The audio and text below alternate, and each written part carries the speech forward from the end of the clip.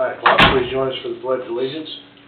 Pledge allegiance to the flag of the United States of America and to the republic for which it stands, one nation, under God, indivisible, with liberty and justice for all.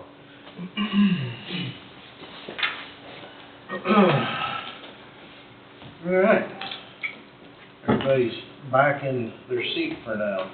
First on the agenda is approve the minutes of July 15th, 2024 as written. I will abstain. I'll move. I'll second that. I'll have to abstain as well. Moved by McCurry, seconded by Thompson. Any discussion? All in favor say aye. Aye. All. 2 absent, abstain. All right. Miscellaneous motions. Nope, I guess. We'll go to the house authority, right? Wait, landfill, is that right, Angie? Yep. All right, housing authority. You're up. Okay. Good morning. Good morning. Here's what I'm going to present on for you guys.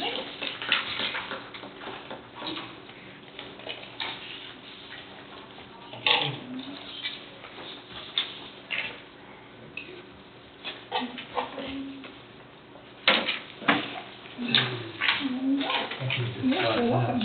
Okay, so the first one that you see there, that 2-story house, that is owned by Michael and Rebecca Miller. It's here in Burlington, 919 Niagara.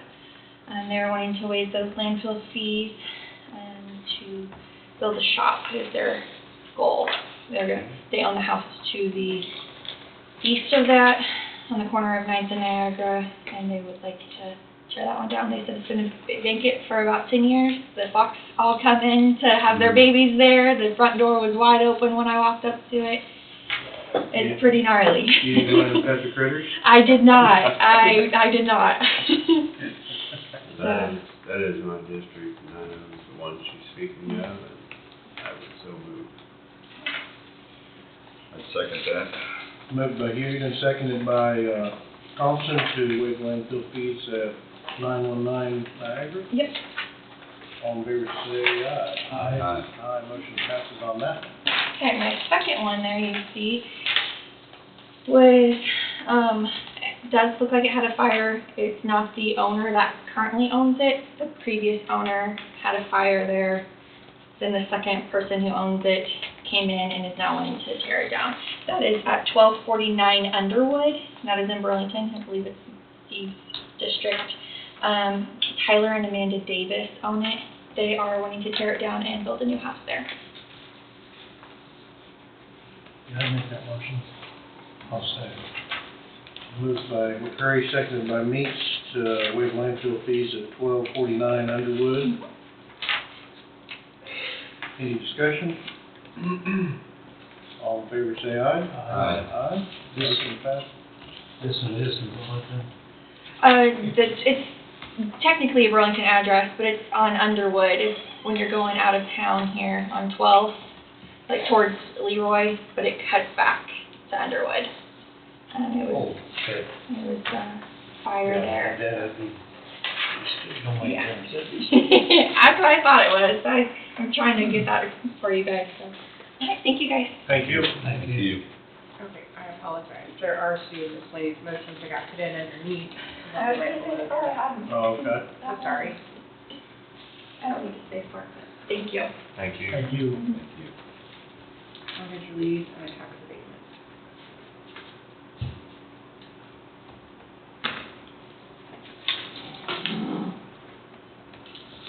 Okay, miscellaneous motion, move to authorize direct housing authority board to authorize direct chairman to sign real estate mortgage release acknowledging satisfaction of full debt secured by James Ray Higgin and Huguenin, James Ray Huguenin and Mary Ann Huguenin. Direct names of all shown on recorded mortgage. The name of the mortgage is Coffee County, Lot 9, Block 58 in the city of Burlington. The volume of the page of the mortgage is recorded N is book volume 305, page 415 through 416, in the Register of Deeds for Coffee County campus. I so move. I'll second. Moved by Thompson, seconded by Curry. Any discussion? Wait, I'll just abstain because it is a family. All in favor say aye. Aye. Aye. Passes. I think 401. it's got my name on there. I don't care who signs it, but it's how it was made up. Is it?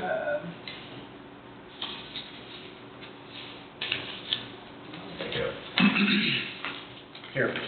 I thought since I can't remember to sign anything last week. It is here, but I can change it real quick. I have it on my computer. It don't matter. I mean, Wayne can sign it. Can he? It's fine, yeah, I don't care. I mean, I just saw that on the, when I was skipping through it Yep. this weekend, so. Yep. Does he need to sign the check too? He doesn't have to. Okay. Yep.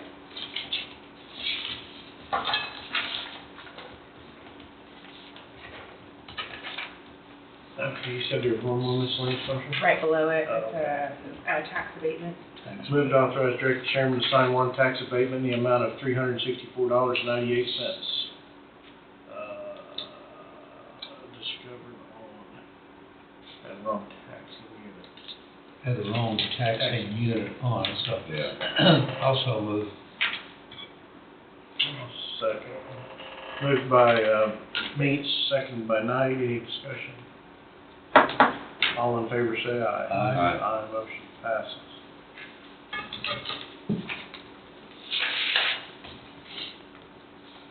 And we said there was no River City. That ends our miscellaneous motions, right? Sign that real quick. Yes, we're signing that.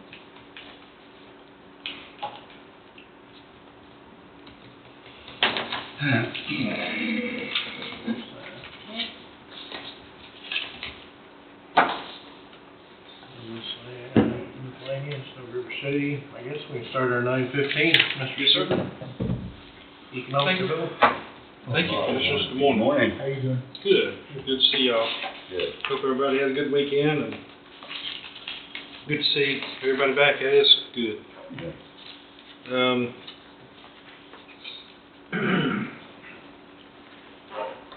Last week, the Lieutenant Governor met with his chief counsel and the hotel developer and the amphitheater developer, and they gave approval for the Star Barn.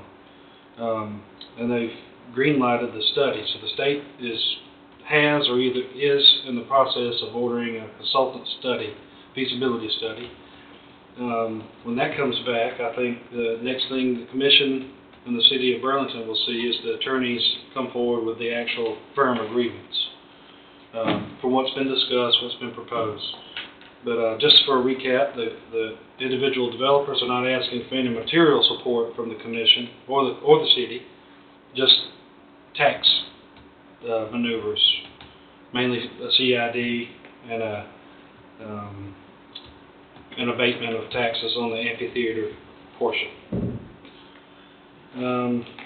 So that should happen pretty quickly. One thing I was going to approach the commissioners with some time ago, but I've discussed it lightly with a few of you, but Coffee County has lots of buildings and lots of different things that it owns, that the commission is aware of. But one thing we don't have is storage.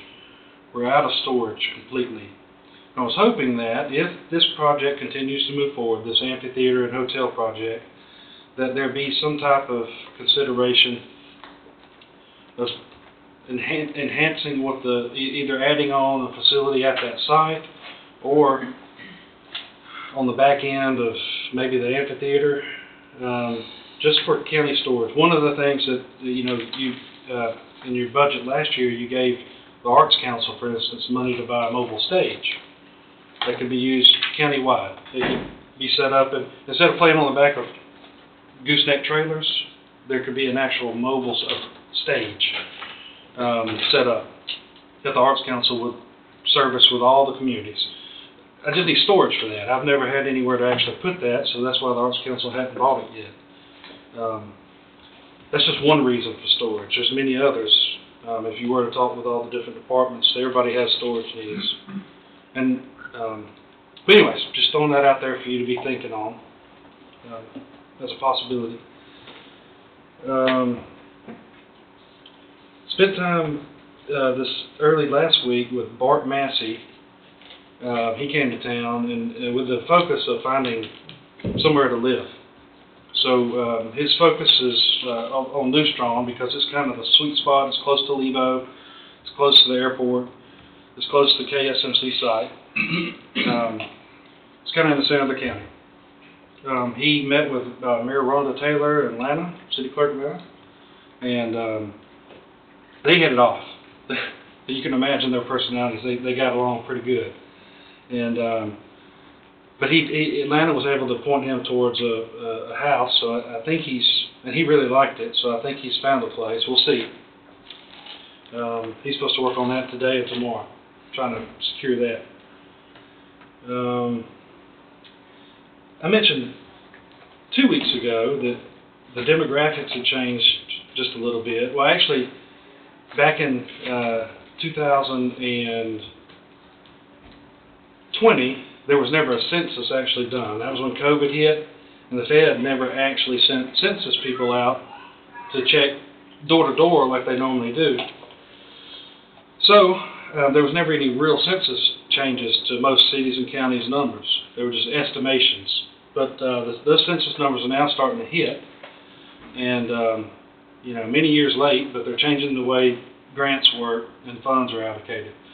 So I've been working with the different administrators of the different departments, little by little, calling them or trying to get in touch with them and just putting Coffee County out there, because now the door is open for us to actually qualify for some different types of grants we never have been able to qualify for. So I'm working that, and I'll keep you updated. Soon I'll probably provide a list of those different grants so you can actually know what they are. Again, we've never been able to entertain those grants because we didn't qualify, but I'll have those to you here pretty soon.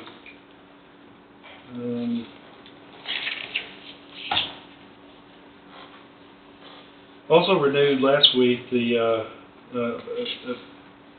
a couple of subscriptions for different economic development resources. One of them is called Retail Lease Track. It gives us ability to, if we target retailers, and we hadn't been able to, but now we got some opportunity to target retailers through Coffee County, like fast food, Dollar Generals, that kind of thing, those specific programs allow us to reach out to decision makers. It gives us their names, their addresses, their phone numbers, and so that's one example of some of these different economic development subscriptions.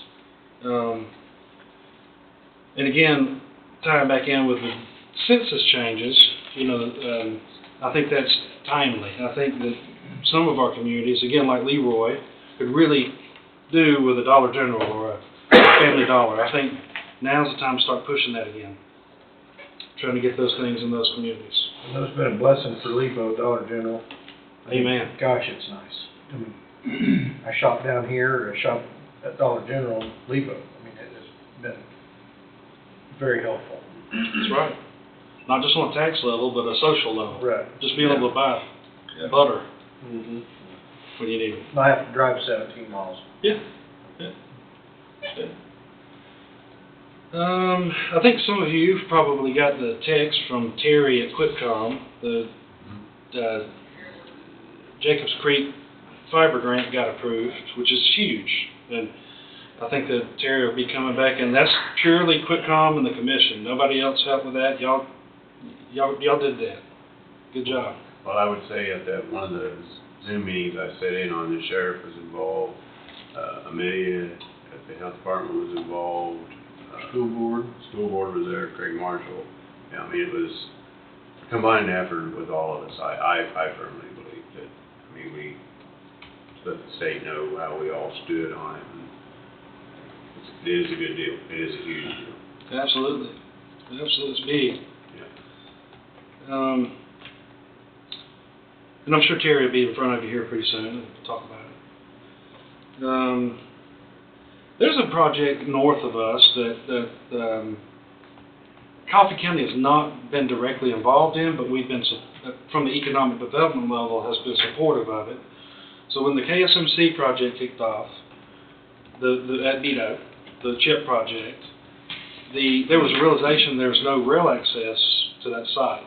And Coffee County has lots of rail going through it, but we don't have any rail sites. We have some old spurs around some of our co-ops, but a lot of those are condemned, or they have space constraints, they're abandoned or not used. Some of them are still in service, but they're dedicated.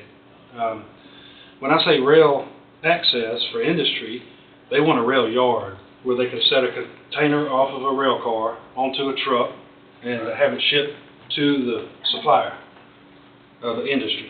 And so the area where we had ability to have a rail yard is just north of Coffee County in Osage County, where the B&L it splits off. And so Osage County really went after that, and they pursued a grant, a Chrissy grant. It's a federal grant, but they the impact for us is if they get this, Coffee County will have rail access within 5 minutes of the KSMC Industrial Park, and that's huge. Every project that comes across the wire from the state, from the site selectors, every single one of them wants rail access. And it's just a huge challenge. You just can't put rail anywhere, and that's huge for Coffee County. They last week also received an award for a BIL grant, which is the matching portion of that Chrissy grant. So it is expected as traditional. When they get that, they also get the Chrissy, or the award for the federal grant. So I assume that you'll hear and see a lot more of that. That's huge for Osage, and it's big for Coffee County. It's a good thing. That one up there at Edgerton is already at capacity a year after it was established. Mm-hmm.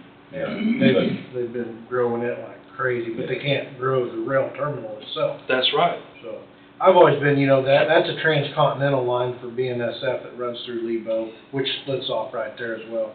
And of course it is up there at Edgerton too, but it's interesting that BNSF is entertaining splitting off that transcontinental line, because they're going to have another sidetrack there as well. That's right. To not interrupt the transcontinental flow of the trains the way it is now. So absolutely. It'll be a big thing for Osage County and us if something like that comes through. Yeah, I spoke with one of the commissioners up there and visited about it a little bit. That's good. That's good. I wonder if they'll have a small line that'll go through the service side. Those are just an engine and 3 or 4 cars. I don't know of any small switch lines that service them anymore. Up there at Edgerton, they've got like 5 side rails that they can put a unit train on and then drag it in and just pick containers off or put containers on it doesn't really even stop. I agree. It just keeps on moving. Yeah. So It's huge. if it's something to a magnitude of Edgerton, it's something that's going to be huge. That's right. That's right. Hope it all comes to pass. Again, it's rare that there's not even in the Kansas City area or the Wichita area are there industrial sites in proximity to rail. It's just the ones that exist are all covered up, grown up. There's so many trucks on 435 and I-35 and everywhere else because they're flying in between the accessible rail yards. Yeah. That's right. That's right. Let's see here. A few years ago, the Commission was gracious enough to allow economic development to go out and court a circus. You've all heard it. Circuses and fairs, they pass us over. The only one we have is in Waverly because of that established relationship they have, and they're hanging on to it. Getting a circus and a fair is tough nowadays. So we were aggressive a few years ago. The Commission and courted a circus. Well, they saw the numbers, and they believe now that they want to come back. So they've reached back out. Well, we paid them last time to come because they didn't believe this market would support it. But after they did, they saw this market does indeed support a circus. So they want to come back. They give me the date of September the 9th. I reached out to, at no cost to the county this time. They want to come on their own steam. So trick is finding a place to put them. Again, we have, the city has Kelly Park, and that's the only place in the county with a large enough area, other than putting it on a football field in one of our cities. That's the only place where we can put a circus that has the right assets, the parking and everything to go with it. So I reached back out to the city of Burlington, and they have Kevin, the parks director. He's superintendent. He's looking at. He's probably going to want to move it somewhere else than where it was because it dented up the fields. They put it on the soccer field, and it left ruts and stuff. So they don't want to do it there anymore. If we can't, if he comes back and says we can't put it there, I've had the thought of trying to even reach out to some of our other communities and move it a little bit. Maybe have it in New Strong or Leroy or Waverly, wherever. But finding the area is tough. Again, there's just no places in the county where there's that kind of space with the right assets around it. I'll keep you up to date on that. Again, they're not asking for anything from the county. They're just. Do you think Burlington being the biggest city of the county, that it would be, their numbers would drop if they was at any other city? Don't know. That would be my concern. I think it'd be better served to do it in Burlington if at all possible. Centrally located, population. I mean, that's just my thought. If at all possible. Yes, sir. Very good. I'll send her on Burlington. And I'll keep you updated. There was some discussion over the past couple of weeks about the access road for the airport, for the SSM project. That's coming down, that grant's coming down the pipe, and you'll be able to move with it as quickly as you would like, hopefully. But I've also had the thought, just talking it through with the commission, it'd be a good time to get in touch with Rural Water 3 and the NT Networks, who has the fiber in that area. And I know there's no gas provider in that area. There's propane. There's no pipe infrastructure. There's tank propane available. But while the road's being planned out, as your engineer comes back to the commission and says, this is what I think the road needs to look like, and you're approving it and going through that process before you release the bid specs, have right-of-way established for water and internet, and I can't think, y'all be thinking of any other utility you want to plan for in that right-of-way dedication. I'd like to plan for gas. I mean, not that it's there now, but I'm assuming one day it's a possibility.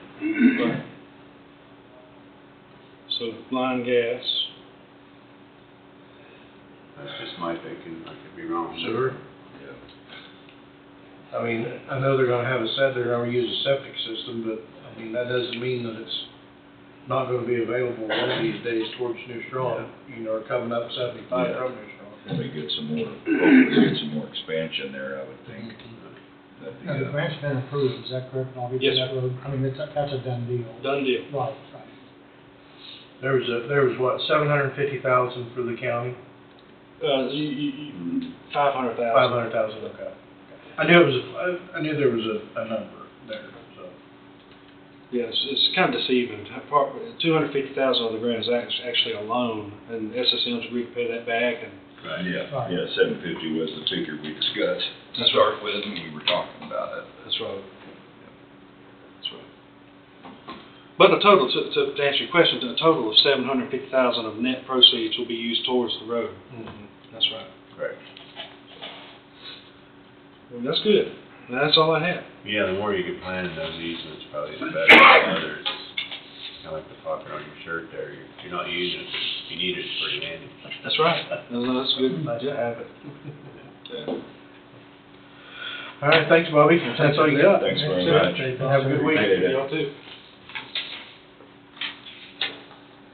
Road and Bridge, Adam. You're up. Fresh out of ink. Fresh out of ink. My Good pen morning. dried up while I was gone. Oh, lack of use. You like to use. I just wanted to come in and give you guys an update on what we got going on. We will finish up chipping today, actually probably getting pretty close to being done now. We've got fauna south of Lebo's shoulder. There's a few spots we need to go back and touch up, put some more rock down. Probably have a crew doing that later on this week or next week. And then we'll move on out here east of town to do some shouldering. It, however, is going to be I don't want to call it a temporary because the material's going to stay there, but I can't get my big shoulder widener until later this fall. So we're going to run along the edge of that asphalt with basically what we used up on Fauna, a little widener from Lyon County, at least get some material down along that drop-off, and then we'll come back this fall when I can get that bigger machine and actually do a full shoulder all the way out through there. Other than that, just various jobs throughout the county. Like I said, chipping's done. We're going to hold off a little while on some fog seal, let them chips kind of cure out and get them broomed one more time. We are closing a road, Steve, up in your area on Reaper north of Huntsman's. Oh, okay. Curtis Graham had got a hold of us about using that road for a detour. They're going to be digging up Highway 31 north of Waverly there, I think just into Osage County. Yeah, I think so. They're gonna use Reaper as a. Well, he reached out to us, so I had somebody go look at those structures from Huntsman's basically up to 28, and there was a couple pipes on there that were failing. So we went ahead and ordered the pipes. They are starting on the one there about a half mile north of 50 this morning.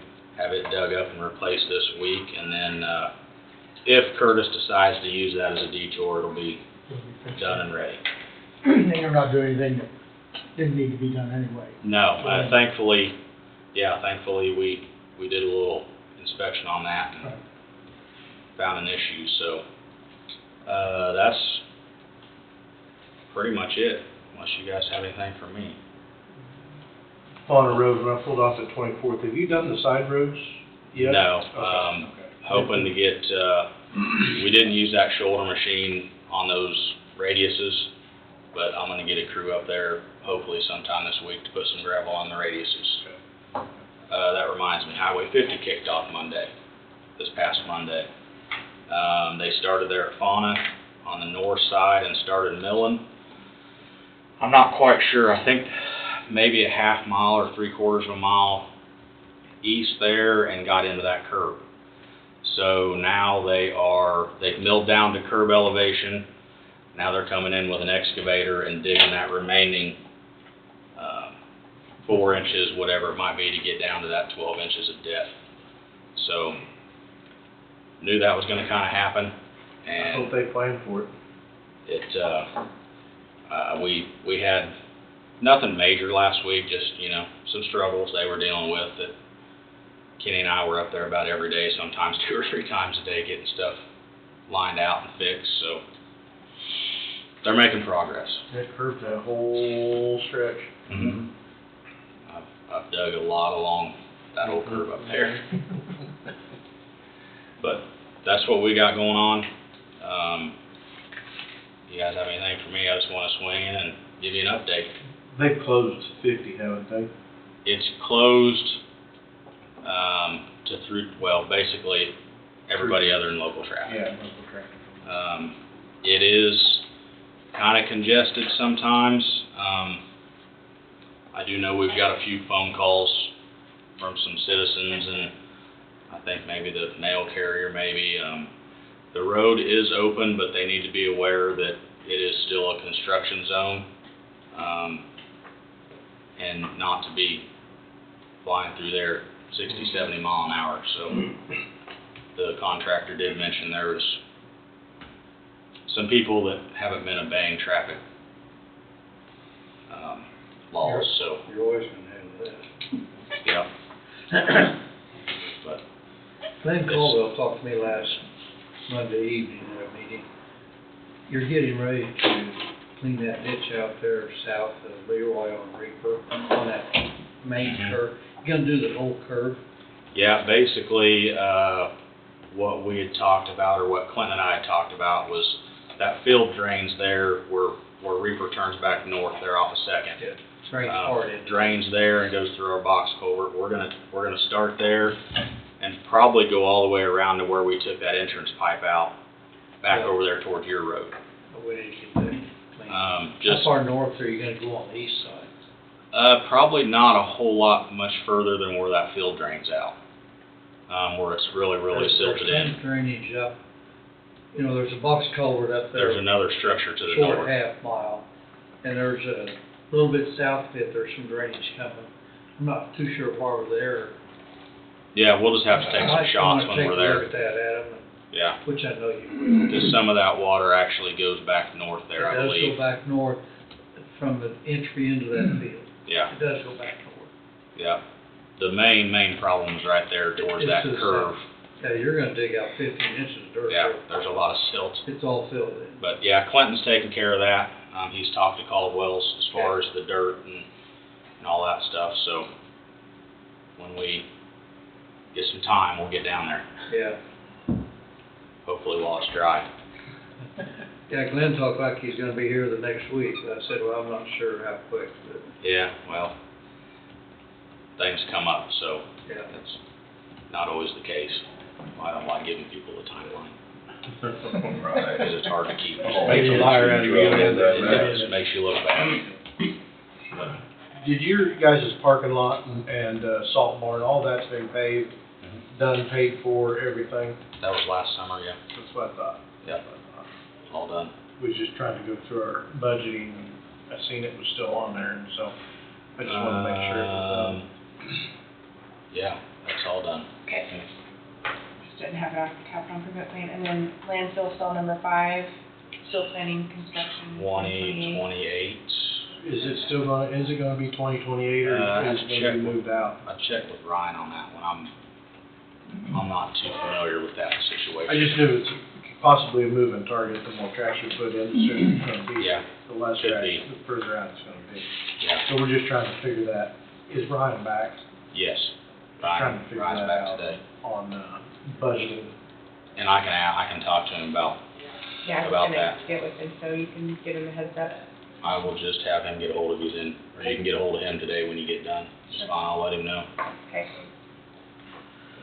Yeah, 'cause if it's 30/30, that makes a difference in 30, 20, or 20/30 2030, versus yeah. 2028. So it gives us an extra 2 years to throw money into it. So I just, Yep, it would help. If it's on, it's on. But if it's not, then we need to stretch that out maybe. okay. I will talk to him about that when I get back. All right? Yeah, thanks, Adam. Yep, Thank you. anything Thanks else? very much. Okay. You Have a around good the week. shop, are you around the shop today, or are you out? Yeah, I'll be there for a little while. I'll give you a call. Fair week and stuff, I'm gonna be hitting this week, I know, so. I'll give you a call. Okay, that's fine. All right, take care. Yeah, have a good one. You too. Okay. We don't have anything come 10 o'clock other than signing papers. Round table? I did, get an update from River City to pass on. They said they weren't gonna be here, and I said, is there any update? So the update is topping out structural steel on Thursday. Sally Port addition is underway. Exterior framing starting on 8/12. Project on schedule. And then the one that you probably need to think about, this is something new. Let the commissioners know they're invited to our topping out ceremony on Thursday. There will be a ceremony honoring the last piece of structural steel being placed around 11 a.m. with a lunch to follow. My understanding is, from what I was told last week, I wasn't there for the conversation, so I probably made butcher it, but that last piece of structural steel, for all the people who are involved, commissioners, I think the sheriff, you get a Sharpie and you can sign it, and it'll be there so that it can be seen from whatever location. What's the date and time again on that? Thursday at 11, whatever Thursday is. This Thursday? Yes, sir. Apparently, I was told that at all projects or jails, that this is something they routinely do. It's sort of, they have that last piece of structural steel and they put some sort of a fern or a shrub or something on top of it. I don't know, I probably got that wrong. Some sort of plant. I'll be darned. And that's 11. That's what, yeah, at 11. So, you won't be there. No. You might not know where you're at. Thursday at 11 o'clock. Hopefully you're on your way to being pain-free. Pain-free. Yeah, that's a goal. Seems like always something's coming up here to delay that. Hopefully you get it done this time. I've been working with Connie on, if you remember, the hometown pies was here last week asking about tax abatement. So one of the things that, and I meant to ask Bobby while he was here, county has to have a policy and procedure, as does any city that this tax abatement request is made to, because that policy, when it goes to the state Board of Tax Appeals, it's one of the requirements. So I don't know that there's a policy for the county. I don't know that there's not. If there isn't, I have something that another county has put together that could be, I mean, it's not exactly, but would fall in line with Coffee County, but it's enough of a structure to move forward. The second part of that, in talking with Connie and talking with Wanda, is it appears that her application may need to go through the city of New Strong. And that's what Connie had indicated as well. And then that the county on the appraiser side will bless it, and then it will get sent up. But the city of New Strong, if they are that's where the application goes through, then they need to have a policy and procedure as well. That way it goes to the state. Yeah. The other part of that is there has to be a, what is it called, a cost-benefit analysis report. And one had indicated she was working with Wichita State. And some of the ones that I've seen, they have, I mean, the whole analysis that's multiple pages long that also is required for that process too. So, only reason I bring it up, last week it was mentioned, the county is in support of it. I don't think that's changed, but the process and application, how it works, may not necessarily directly go through this board, but we're finalizing with what direction it goes. But the abatement would, correct? Yeah, the county would be the I mean, ultimate recipient, Right. but the mechanism for the economic development exemption, how that application process works, it may go through the city. Through the city. Right. I visited with Connie last Monday to get a rough idea of what the tax abatement would be. And she's got the first year figure here. And it's based on a value of $604,700. And with the county mill levy, New Straw mill levy, that first year tax abatement would be about $19,300.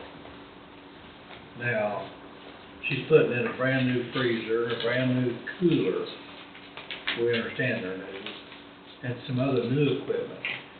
So of that 600,000, there's still some what ifs. The new equipment is tax exempt. If it's used, they gotta pay tax on of some Right. value. That 604,000 or whatever that was including the new equipment, I think. I think so. That's the way I understood That's the way I Yeah, understood, yeah. so, So, our taxes that we're talking about, could be 1,000 or two less than that. Then I went ahead and projected it out for 9 years, or 10 years. And when you get out 10 years from now, we don't know exactly what the mill levy is gonna be. We don't know exactly what the value of the structure is gonna be. By that time, they may even have another 40 feet added to it, because they've got the space to add Yeah. to it.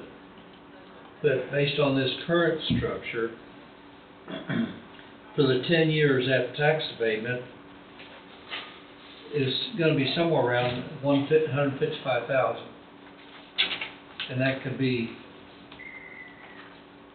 it could be a little bit higher than that, based on the value, based on the mill levy.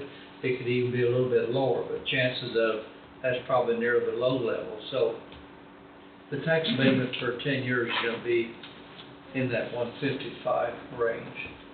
And that, like I say, could give or take maybe even 20,000, but it wouldn't be a significant increase. Good information, Norm. I wanted to know for myself somewhat, and when I talked to Connie this morning and reviewed these numbers with her, she thought they were somewhere close to what they would be. Yeah, it'd be kinda hard to predict. I don't know, without her figures, what portion of that's equipment or Yeah, whatever. and It we may don't- be more than that, And when they get done building, construction costs continues to be high, but they probably wouldn't use much lumber in, but they might use a lot of lumber. And lumber's at almost a record low now these days. So there's some what ifs. those are good numbers. Those are good numbers. Hopefully they're somewhat in the range of what they would be. I figured the total tax rate would be more than that, over a 10-year period, but, not But on it that. starts out at 19 unless that's some other equipment. Yeah. And that'd be lower 70s. So even if it's 10 times 17, it'd be 170. 170, yeah. So hopefully those numbers are somewhere in the ballpark. Wayne, you got any more? I just wanted to update you. I don't know if anybody had any complaints, comments, questions, one way or another. We had the jury trial last week, mainly Thursday morning, between opening and noon would have been where there would have been any issue. My understanding is that there may have been some congestion due to the jury trial. We had, I think, 65 potential jury participants. So I think some probably had to park a little bit further away than what they would have liked, but after that, we had a jury selected by noon, and it wouldn't have been the same issue. So if you hear any comments, I'd be interested in that. I don't know where we would be much different than any other county around, but that's just a guess. 'Cause you put that many more new people and there might have been another 30 or 40 involved. I think any county you go to, some of them gonna be parking 3 or 4 blocks away. Yeah. That's just my. And you're not wrong. I think it's just where traditionally potential jurors would park, where the new jail is going to be, it sort of changes the landscape, and I'd just be curious about what people's thoughts and opinions were on where they parked, and if anything could be done to make it easier or better, since it is a a public service that's probably one of the most important that's out there. So, Yeah, the church over here's got quite a bit of parking right near the funeral too. Did we use their parking lot there last week or? I don't know, we ran into an issue, here 2-3 weeks ago where there was miscommunication or no communication, I don't know which one. They had a funeral and we had, people parked over by, in their parking, and you can't have that happen for a funeral especially, so. But outside of that, I don't think there's any issues with parking in that capacity. Once, things continue to ramp up for the jail and you have more feet on the ground, you have the construction moving forward with the health department, and then school's back in session, it all may be taxed and stressed quite a bit. It's gonna get a little more congested, I have a feeling. Yeah, so just to, But we have more parking availability than we've had. yes, yep. So, outside of that, the only other thing that I have is to go over payout number 7, but that's the last thing on the agenda. And that was intentional, I had it here, it's $770,000, just over $770,000. Joe Serrano at 11, it says by Zoom, he's changed his schedule, and he's actually gonna be here in person. One of the things that, and Angie knows, because we had this conversation the other day, is figuring out who was gonna be here, who was gonna be acting to sign things. So I sent him a message when I saw Jesse was here, because, the best signature is the chairman. Mm-hmm. And I think he has blank spaces, so it won't be that big of an issue. But he'll be here in person. Unless you have any questions for me. I do not. Sure. Thanks for whoever's helped keep track of the yard up north, so we'll be back on duty.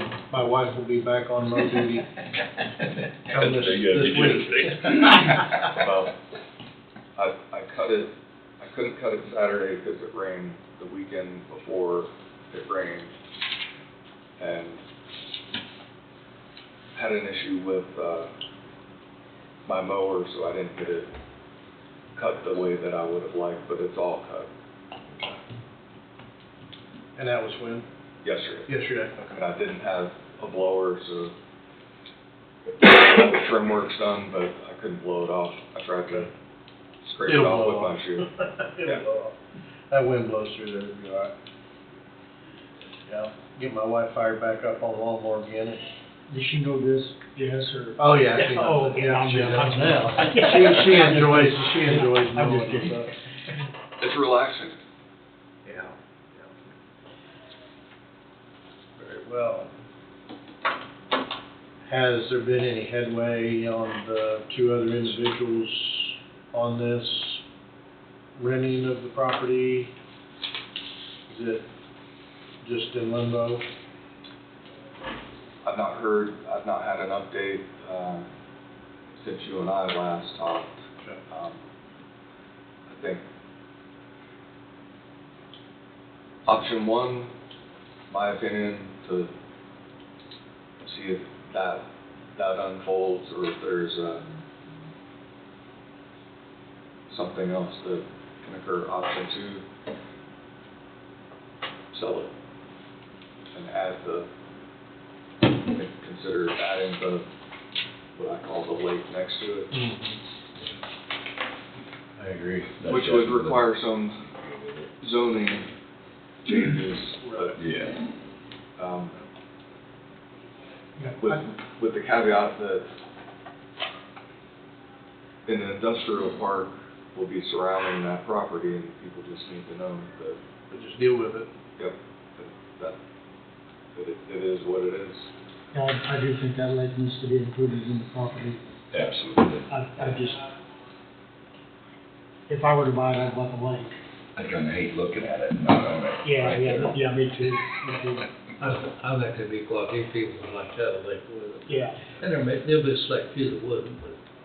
I did visit with, Carl via telephone one day, just throwing ideas out because there was a lot of dollars in the daycare, a training center, or ambulance barn or something like that. And, you know, I asked him.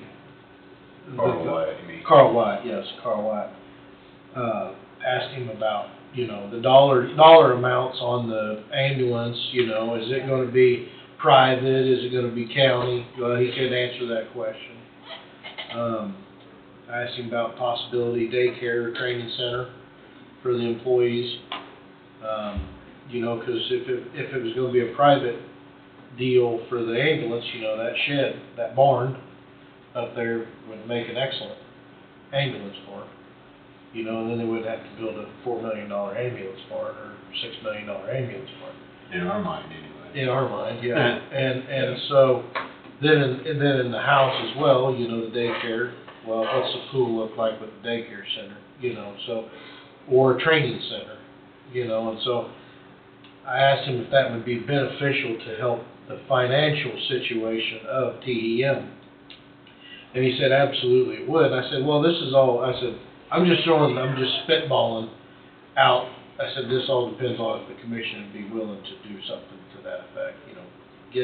We'd be able to reclaim more money back out of it. And so, and I told him, I said, there has been talk of just selling it, and with knowing that it's going to be, industrial park directly behind the property, so. You know, if things were moving along a little faster, you know, I would say it would be a benefit to the site, but I don't know. So, with that being said, you're probably gonna have an answer within the next couple months, one way or another, right? So, is there harm in sitting idle for a couple months, waiting and seeing, and then at that time you can evaluate whether they are interested, if there's financing available, because as you've indicated, the infrastructure is already going to those two buildings and the pool. My opinion, having had a pool before, although that pool is operating very well. It's kind of like having a friend with a boat or a friend with a pool. Those are the best kind to have. In that instance, you can fill it in and put something out of the back if the daycare is an issue. Now, that's an extreme option, but instead of going vertical and building, as you indicated, $4 or $6 million to retrofit, if that's what they want to do, and then the county can sell the property for whatever its value is if they start probably well ahead of where they would if they had to go and put the infrastructure in from ground zero. Yeah, I just afraid with what took place yesterday in the world, that I think we're gonna be hard pressed to see any answers from Washington, D.C. about any type of approval or any type of monies being put forth, with the situation that transpired yesterday. Could be. Or maybe it'll be a feather in the hat type deal, I don't know. There's just no way on it this time, but to me, I probably think it might expedite some stuff, but that's. It may. It can go either way. That's right. It can. Either way. Yeah. I look more towards it expediting. It may. Good. We need to take, anybody need a quick break? Anybody need a quick break? Everybody good? Everybody good? Do the. You got more papers now. They got a lot. That's a good thing. Disregard what I just handed out. I You printed get the wrong some. one on. disregard what Andy handed you. Yeah, the budget thing I handed you, is the Print out wrong one. page. Yeah. This one, Yeah. okay. And we- Burn tree. Well, it's going to reset. Ready for me? Yes, sir. Whenever you're ready. I was gonna go through the audit report, do they have it? Oh, yes, I can get, or do you all have your audit still there? Yep. I gave you all one. Okay, I'll go through that while she's passing out the draft of the budget.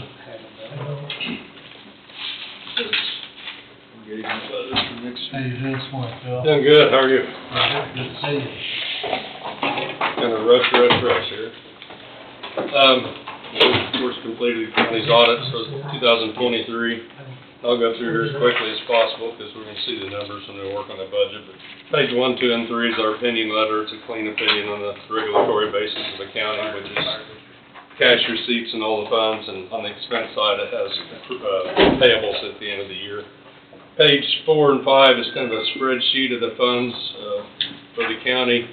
You can kind of see the beginning unencumbered cash and over about 4 or 5 columns, the ending unencumbered cash. Looks like you're able to maintain your cash carryover balances in pretty good shape as you look down through there. So didn't have any problems that way. Push down towards, so anyway, the bottom right-hand corner, then we show how that ties out with the bank accounts and the type of accounts that it's in. Page 6, the beginning of footnotes. A lot of these haven't, the footnote number 1, summary significant accounting policies, probably hasn't changed for a number of years. Just let the users understand what policies are being followed in preparation of the statements. Page 9 on stewardship, accounting, compliance, and accountability. Statement 1, which we just went through, showed that you were in compliance with the cash basis laws of Kansas and that you did not encumber any more cash than was available in a fund. And then Schedule 1, which is after these footnotes, shows that you're in compliance with the budget laws and that you did not overexpend any of your published budgets. Footnote number 3, the gist of that whole footnote is where you can invest monies, what you can invest in. And over on page 10, we quantify how much money is in the bank account and make sure that you, whenever you have more than $250,000 in a financial institution, which you have FDIC insurance coverage for, you get pledged securities from the financial institution such that if they should fail, you could sell their securities at market value and restore the public's money. So you're in good shape there and do have a handle on monitoring that on a monthly basis. Page 11 shows the long-term debt, which would be the GO bonds, I believe, for the jail that started there in late '22 and paid down $440,000 in principal last year. Capital projects on the top of page 12, the jail capital project fund, it hadn't expended that much through the end of '23. A lot of your expenses probably here in '24. Just want to point that out. The authorization amount is $19,087,000. So if you see that it's going to go above that, since that project goes over calendar years, might bind future commissions. If that goes over that, then you need to reauthorize a higher limit, or you'd have a statutory violation. So just keep that in mind. We will be going over that probably at the end of this year. Okay, so. And Joe, the man that does all that work for us, will be here today. Okay, so sometime, this year, you might re-up that authorization and get it in the minutes and get it approved. I'm sure Joe will be aware of that, Okay. probably. Footnote number 7, defined contribution plan, the CAPERS plan, where you can write or call to get information. Right above that net pension liability heading, we make the statement there that contributions to the pension plan from the county was $796,423 for 2023, so that's the employer match for your employees. Footnote number 8, just talking about vacation, sick leave policy. That goes over, I guess that's ending on that page. Top of page 14, economic development loan program, just shows the amount of outstanding loans there to the Coffee Health System and shows what they've paid back and the ending balance there. Since these statements are based on cash receipts, they don't show receivables, so that's a disclosure there of that receivable that's out there. And then you have some economic development loans listed there right above footnote number 10 that are still outstanding. So that 1.3 For the hospital, that was forgiven correctly, so that's still showing on Just last month. just last month. Oh, you did that in 24? Yeah, it's done 24. Okay, so that'll show up in next year's audit. Okay. That it was forgiveness of debt. Okay, risk management, footnote number 10, you have to disclose how you handle your exposure to risk, and you do so purchasing various insurance policies. And you also have your employee benefit fund, and contributions from eligible employees go into that fund, and claims are paid out of that. And contractor to benefit management to be the claims supervisor. And you have a county stopgap policy which pays any claims over $125,000. Municipal solid waste landfill closure and post-closure costs, talk about the landfill there. I think we still gotta do that landfill report, don't we? It's usually something we get done after we get the audit done. Footnote 13, economic dependency, just point out to the users that the Wolf Creek, of course, is a huge valuation of your county, so that's pointed out there. It's about 83.87% of the county's total valuation. Interfund transfers are summarized there for the year, so you don't have to dig through all the funds to find them if that's of interest to you. And lastly, subsequent events, nothing to report there that we felt needed to be disclosed. Page 16 is that budget and actual statement that showed that you underspent your published budget, so you're in compliance with the Kansas budget laws. Page 17 through the end of the report, I won't go through these statements. We're going to see the same numbers when you look at your first draft of the budget. But it shows the individual funds and the detail of the receipts and expenditures. And the first column is 2022's numbers, second column is 23's numbers compared to the budget. And just to remind you, you're not bound by line items as far as expenditures on a budget. You're only bound by the total expenditures of the fund as far as compliance with state statutes.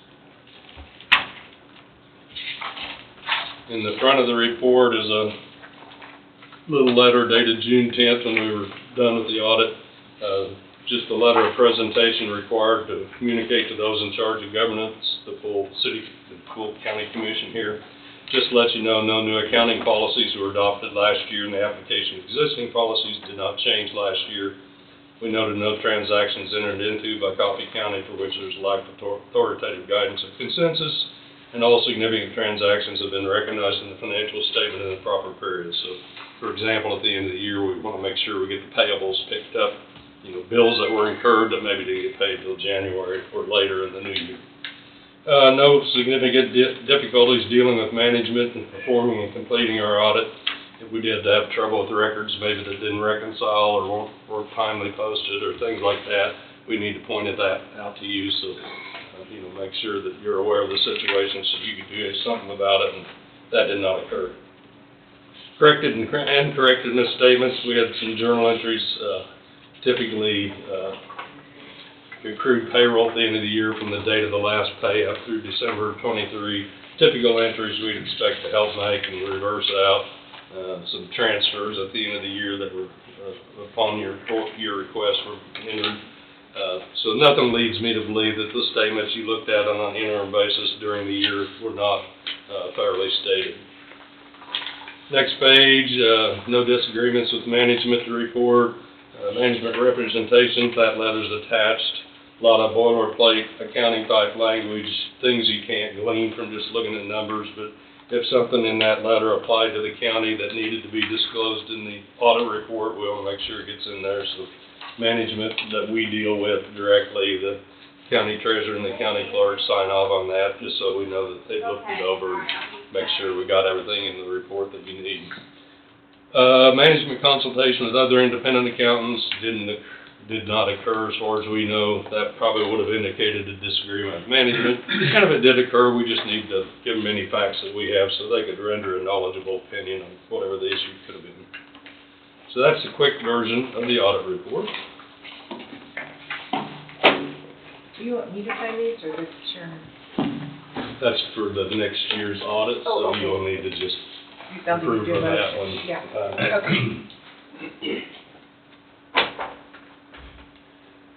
Okay, budget.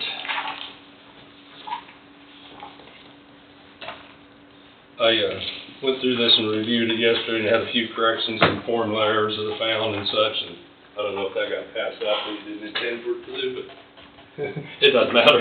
I printed off the wrong one, but they That's all right. disposed of it, so Um, now that's a good one. So the budget she just passed out to you is with any of those adjustments or corrections in it.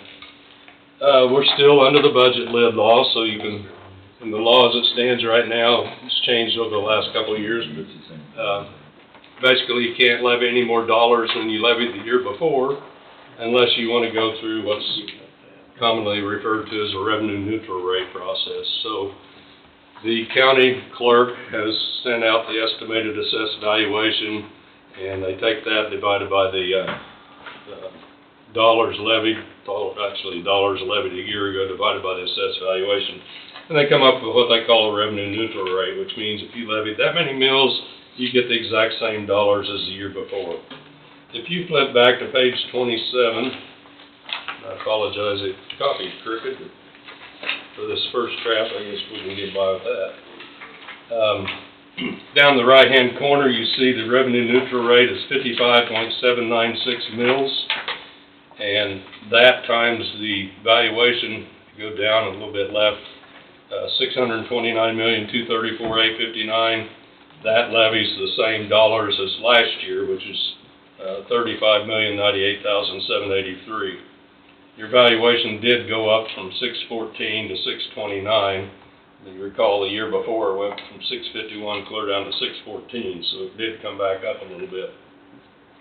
The first draft of this budget, as you can see, is showing that we need 62.135 mils. Last year you were at 57,127, and like I said, this year to levy the same dollars, you'd be at 55,796. So it looks like the mill levy goes down, that's because the valuation goes up to raise the same dollars. So if you want to, there's a couple of options, well, you got several options. I try to encourage, it's kind of hard to live on the same money every year when all these prices keep going up, payroll and commodities and fuel and everything else. So one suggestion is try to get to maybe what you levied last year, 57.127 mils. If you did that, we need to find revenue and or cut $3,150,173 out of the budget. And there's some places I think we can do that. If you want to get clear down to the last year's dollars levied, you need to cut $3,997,690. So keep those figures in mind as we go through here. Let's go back to page 6, which is your general fund. The first column is 23's actual. You see the general fund started out $2,367,861 in 23. If you followed that down to the bottom of the next page, that comes up the top middle column, $4,892,831. So the general fund had a pretty good increase in cash carryover. When I was here a year ago, we levied ad valorem tax, so that's the $15,390,000 plus the delinquent tax. The motor vehicle tax numbers down through watercraft tax, the county treasurer gives us those estimates for each year. And then on down the line, we start kind of projecting what we think will be the revenue coming in. You can see down under sale of recycling materials, we collected $46,023. Last year's budget we had $60,000, so I don't know if you may not collect $60,000, but we don't have anything in the 25 budget, so hopefully between those 2 years we'll collect more than $60 between the 2 years. We've got the hospital loan repayments, which maybe that needs to change now if they're not paying anything back in 24 or 5. That's all zero. Correct. Okay, so we'll need to zero that out. As of 24. June 3rd, but I need to make sure, did we receive one payment? I can't remember. I don't know whether, because they were in here the day we forgive it, but I think they were carrying a check with them. I don't know whether we received one payment or Oh, she not. is, okay.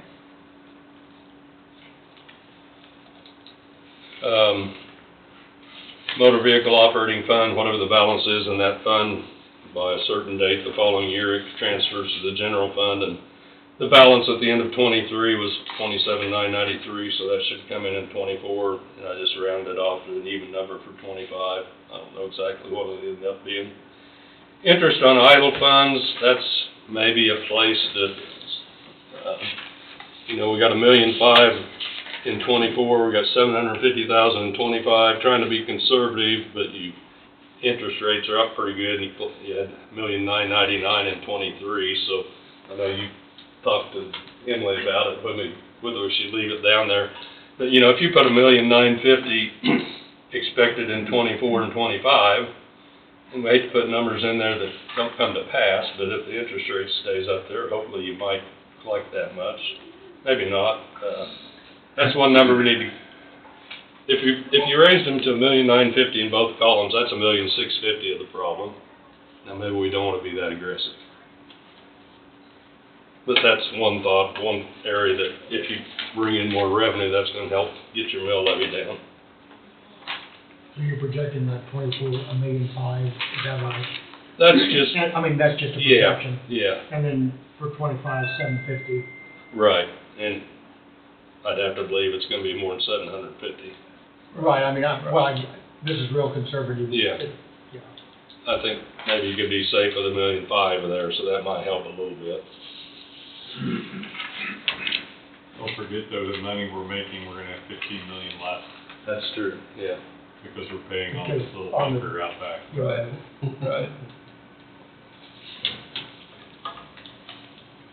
The next page is expense side of the general fund and totals by department. If you go to the following page after that, page 6B. Again, the first column is 2023, which should Gary at the audit. 2024 should be what you budgeted last year. And most of these departments, you know, they have the authority to spend their budgets, so we don't want to cut it without talking to those departments. So you can look down through there, and then we put your budget requests in for 2025.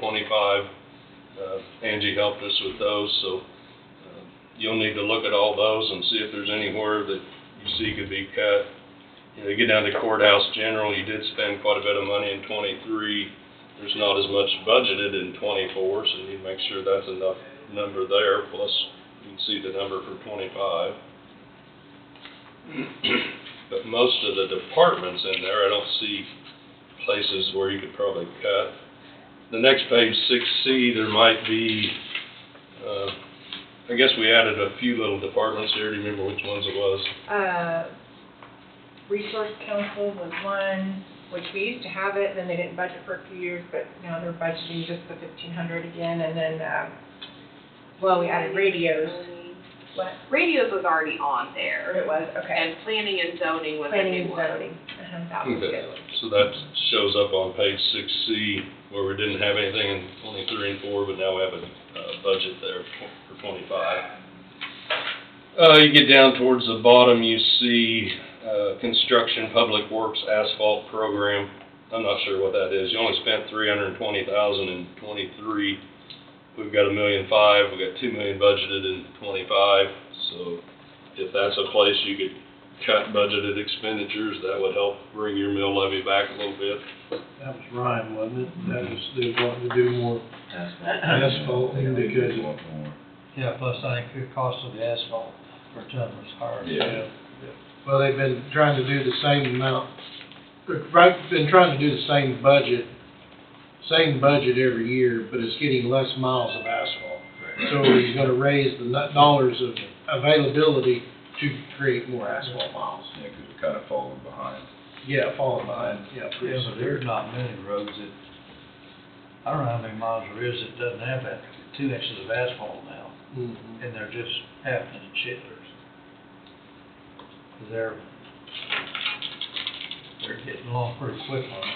So if you're looking for places that maybe you could cut budgeted expenses, just for reference, every mill is $630,926. I say 631,000. So it takes that much of a cut to drop a mill, drop one mill. But that's a number I just thought. And top of the next page, 6D, you've got equipment, public works. Got some budgeted there for equipment, $970, $1,700,000. Those numbers are a little high. You could cut those back. We set that That's for another about, area that we, yeah, not needed, I thought. Yeah, they haven't been, the replacement because of the availability of equipment and dollars. Yeah, And the cost of things, they've they've gotten behind and gotten behind. it's more expensive. Yeah, Ryan put a little over 1.6 in that this year, so that's where that 1.7's coming from. Okay. But we might be able to, you know, reduce that a little bit too. Page 6E is some more departments in the general fund. You look down through there, all of them look pretty similar to the prior years. Clear down at the bottom, you've got the community improvement contractual services. I think last year you actually did a transfer to the community improvement fund, so it's probably kind of in lieu of that line item. And that's actually on the next page. You transfer to the community improvement reserve fund $1,241,000. So you had extra cash available, so you put it in that reserve fund. But in the 24 and 25 column, we got $2,470,000. So there's another place that if you want to look at cutting back a little bit, that would help on the mill levy. Top of page 6F, you got the solid waste closure care. 45,000 got spent. We had 500,000 budgeted. I think the thought there was try to start funding the closure care costs. So that's another area. And then we've got the Department for wage increases, and you know, it's your discretion if you want to do something there. And then you see the radio system improvements are listed out there for budgeting purposes. So that's just a few places in the general fund I saw that maybe you could look at. Next page, road and bridge, is actually 2 pages. Income's on page 7. Page 7A is expenses. It started out with $1,832,000, ended up at $1,932,000, so it kind of held its own. We did levy a lot more property taxes in '24, so we got about $400,000 more coming into that fund this year than what had been in prior years. On the next page, you see the expenditures budgeted. They did have some reimbursed expenses, so they spent just shy of $6 million in '23.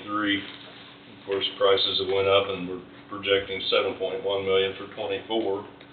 And again, that would have been probably what was budgeted a year ago, so how close that is to actual, maybe something you want to look at. But the only thing I wanted to point out there is in the bottom right-hand corner, if we leave these numbers the same, we're levying $5,709,000 for road and bridge, and the year end now we levied $5,626,000, so we're still levying at least as much as we did the year before, maybe a little bit more for road and bridge.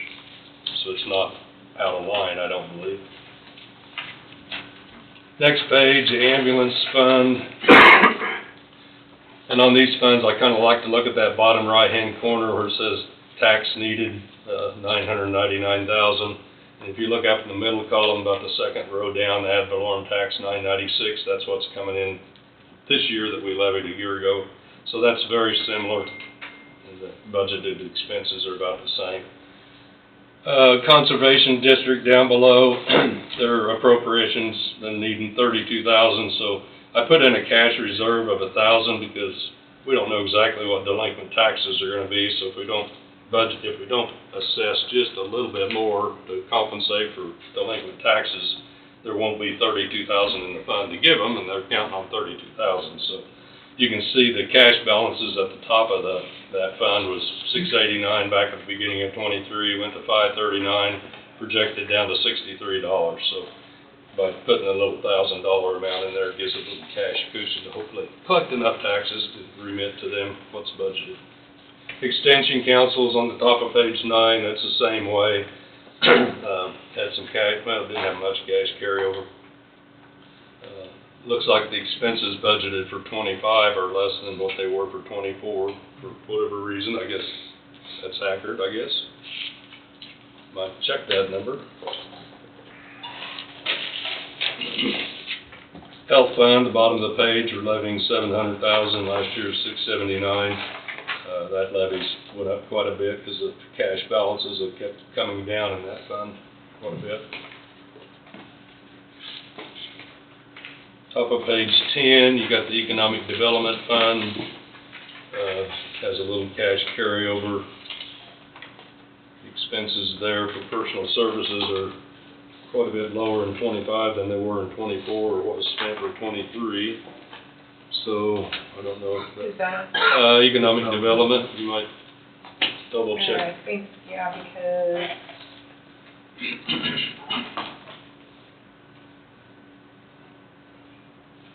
6456 is that, or 6465, is that the total? 6465. Yeah. Economic Development. What one? Oh, wait, I'm on the wrong one, just a minute. Oh, that's employee benefits. Yeah, 49, sorry. Oh, yeah, that's employment, that's the one right Extension below. is correct, by the way.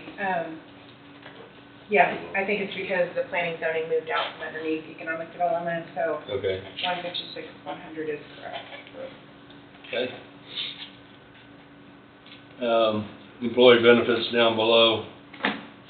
You can see the mill levy for 25 is 6,156,000 compared to 4,861,000, so that mill levy jumped up a bunch based on the budgeted expenses there, which, you know, you don't want to get caught short-handed in that fund, but there could be, you spent 4.8 million in 23, we got 6.4 million budgeted for 25. Yeah, We talked about that when we was going through our budget right, 2 weeks ago or maybe last week. the sheriff's office went on KPNS for one Oh, thing, okay, and then since we are self-funded, we've had some extra medical expenses that went over the, stop loss, so. okay. So anyway, I just wanted to point out there's an increase in the tax levy in that fund. Historical Society on the top of the next page, I put in a little cash reserve of $2,000 to make sure you collect enough there for that funding. Hospital maintenance, bottom of the page, levying about the same dollars as the year before to fund that. Library fund, top of page 12, levy there is $1,536,000, last year $1,461,000. The appropriation has increased to $1,566,000 from $1,491,000, so it took a little bit more dollars there. Library employee benefits, bottom of the page, levying a little bit more for that. Mental health at the top of page 30, levying about $100,000 there, 95 last year to fund 102,000 appropriation. Intellectual disability, the levy there has dropped to about 160. It's kind of using up that cash carryover, you know, so I don't know if that's, you can see the cash balance at the top of that fund went from 41,000 down to 18, to projected to 17. It'd be projected next year come down to almost $2,000. So I don't know if you want to only levy 160,000 when last year it took 176, the year before a little bit less, so might be something. I know they're budgeted for 180, but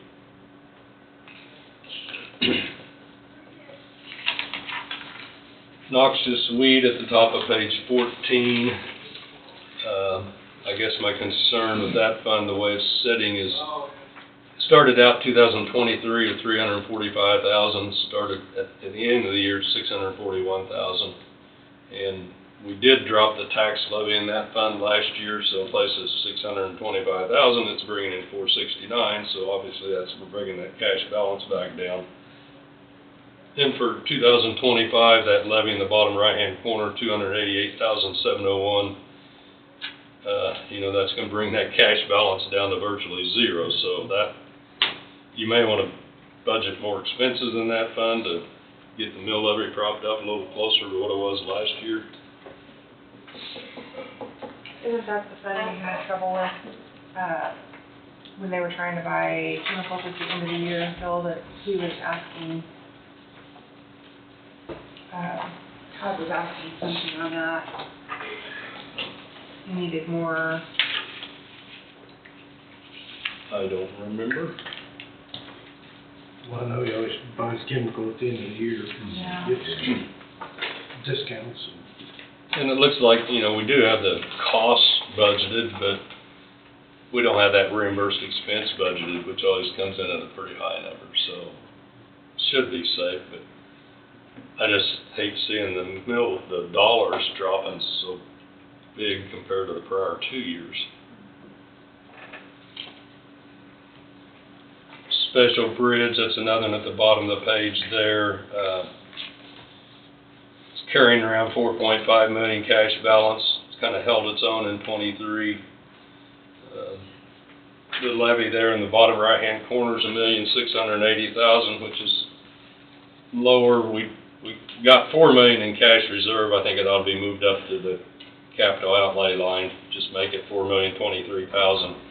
But I guess the question is if you bring in $1,680,000 in tax levy, is that enough money to do what you need to do with special bridge? That's a fund that you probably want to build up and to do a big project. It did not build up much in 23, only went up a couple $100,000. Doesn't look like with the expenses, if the expenses in 24 come to pass, it may not build up a lot in 24 either, so. We got a river bridge south of Leroy that's been downgraded. It's gonna have to be replaced sometime in the next 2, 3, 4 years, depending Any on how. cost estimate? It's gonna, I forget what Ryan said the cost estimate's gonna be, but that's a pretty lengthy bridge going across the river. What was the one up there on Tomwood Road? That's That emergency one, that was Yeah, he's gonna do that one first, because it, 1.5 million there. Yeah, this would be more than that, I'm sure. I'm sorry. That'd be more than that for the River Bridge.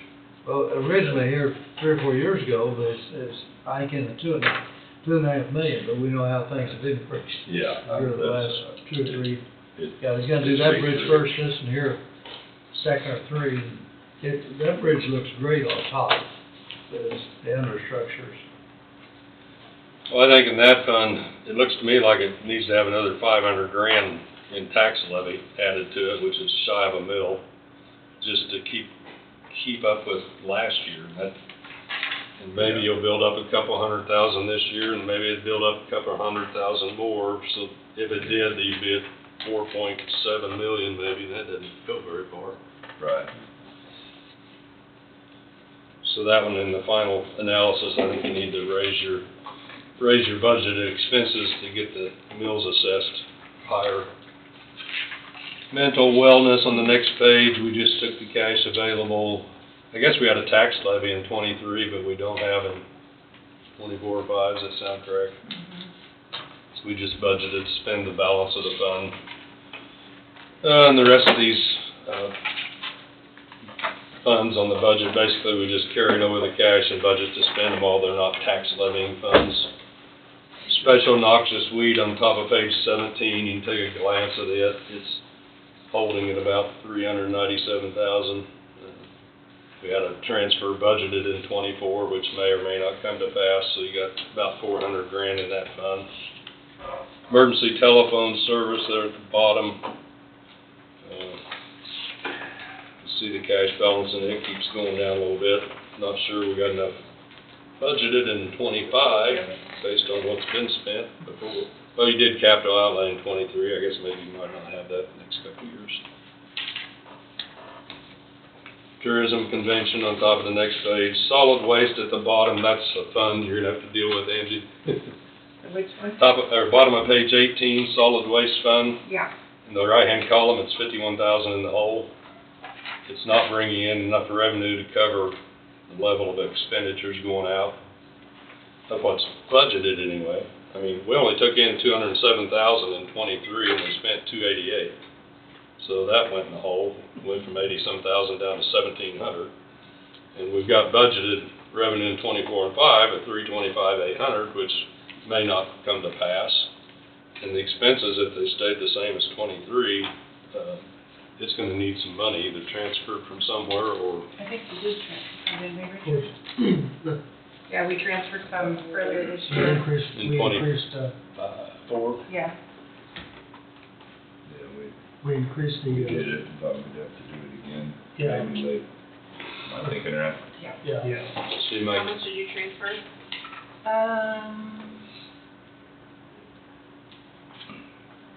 Do we need to increase some of our, Remember?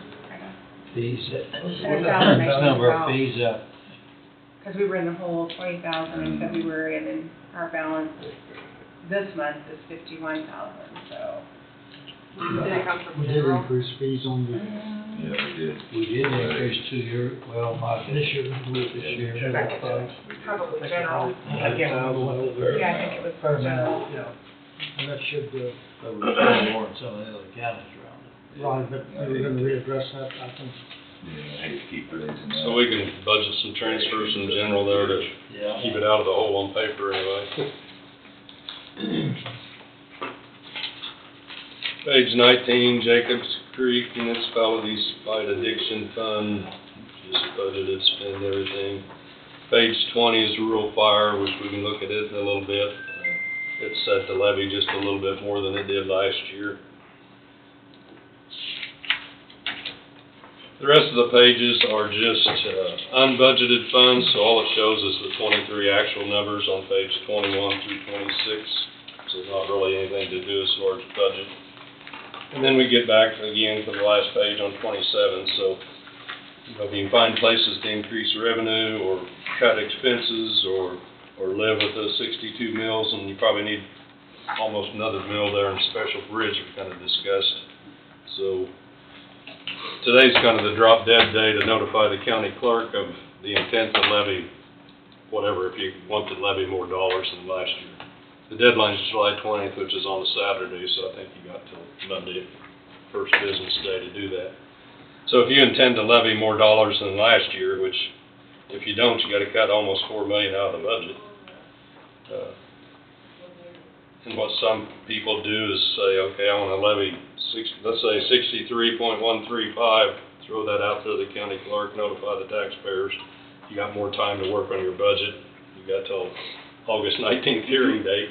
You can always cut it back when you pass the budget, but you can't go increase it. You said 63,135 and 62,135, is that? 62 is what it's at now, but I think Oh, I see. probably need another mill in Road and Special Special Bridge. Bridge. Yeah. So I think you could live with 63,135, but if you don't want to go that high, then you could notify the county clerk. Our intent is to levy 63,135, and then you got more time to work on this and see if you can find some cuts and bring it down a little bit between now and the time you set your budget.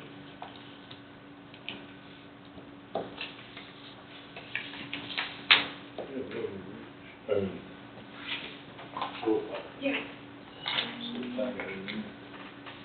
It's on set, I think. I would guess we could swing 1.4 in interest. All right.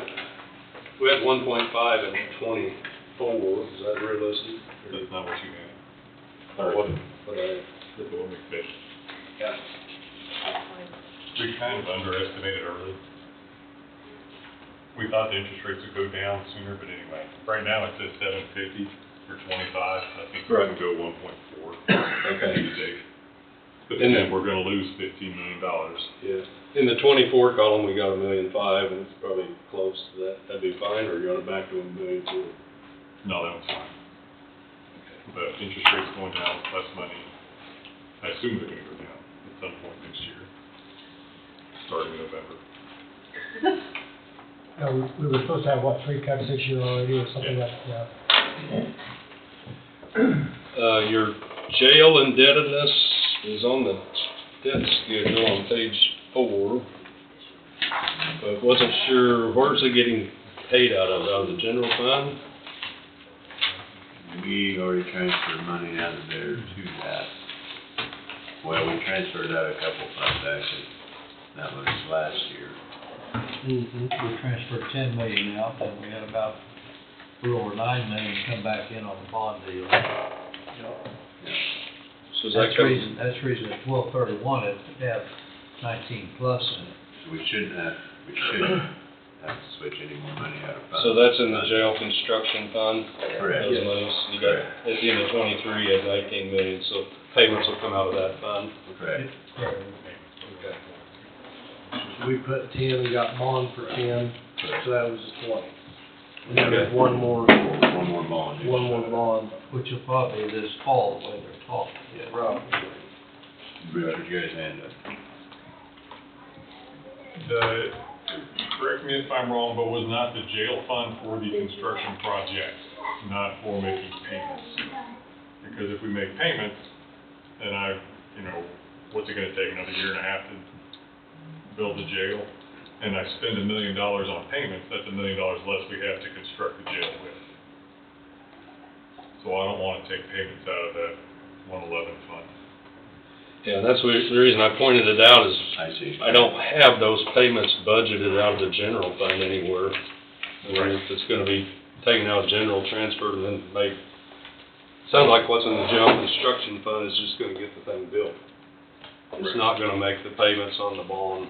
Correct. You got the loan proceeds that come in, you're gonna use them up, now we gotta make payments, so, how much is that payment? I need a bond, which is repayment fund. Which we don't have. So that's about about 700,000 Yeah, back it the other way. varies from like 690 to 715 throughout the years, duration of the repayment. So this issue, the next one will basically double that, not a little more. So we probably ought to put some sort of jail department in the general fund for those payments. Budget for those. So we just increased the interest income, now we just took it away. Now you just took it away. Thank you. Good job. Sounds like government. And call I it, guess we didn't make the statement that those interest incomes would make up payments, bond payments, or did we not? Well, I thought the interest was gonna be paying the payments. well, to some degree, yes. But that's not really what that fund is for, because at some point we need to spend all that on the jail. And so that's why actually I stopped putting interest into there last month. Well, how much interest went into it? 100 and whatever thousand. If we For put 5 interest months. in there, we gotta take it out of the general fund, and if it's 6 one way, half a dozen the other. Right, but if we're trying to keep track of the jail expenses, it seems best to just have the one fund do that, and then the other fund we take care of the payments. What interest are we paying on the bonds? It's 4%, correct?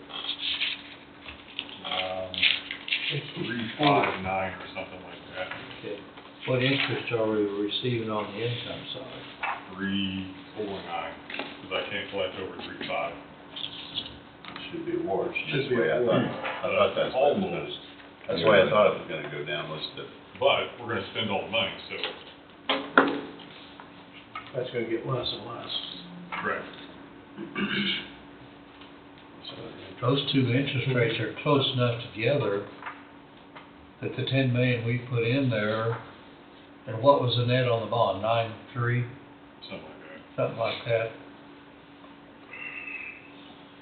Well, right now, we got most of the interest income coming into the general fund, and we don't have those jail payments coming out to offset it. So you move the interest over here, payments over here, we got less interest in general fund, so we don't have that $700,000 jail debt payment in here anywhere.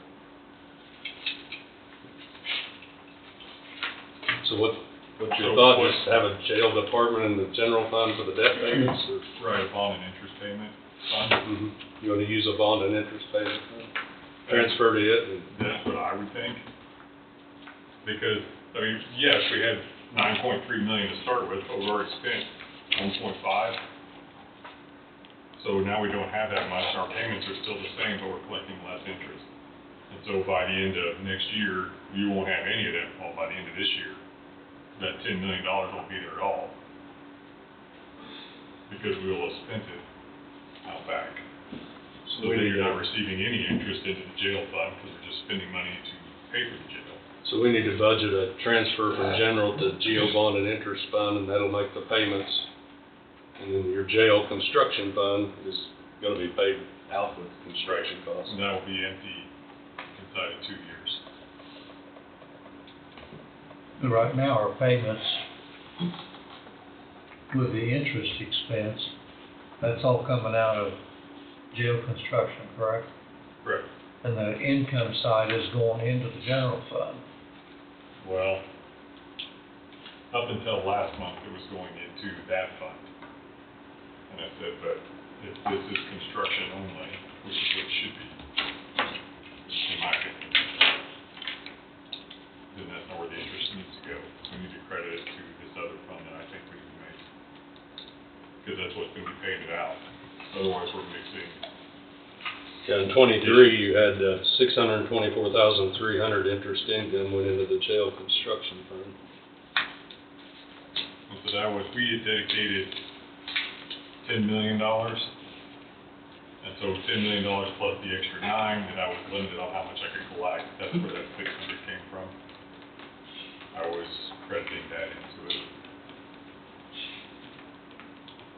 I didn't realize we was limited on the interest income we could receive. Because it was a taxable or tax exempt Tax issue. Yeah, exempt I knew we talked about some stuff.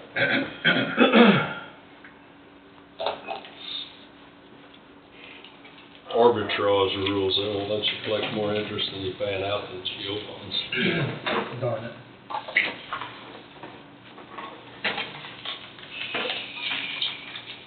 So I know you need more time to think about what you want to do here in the end.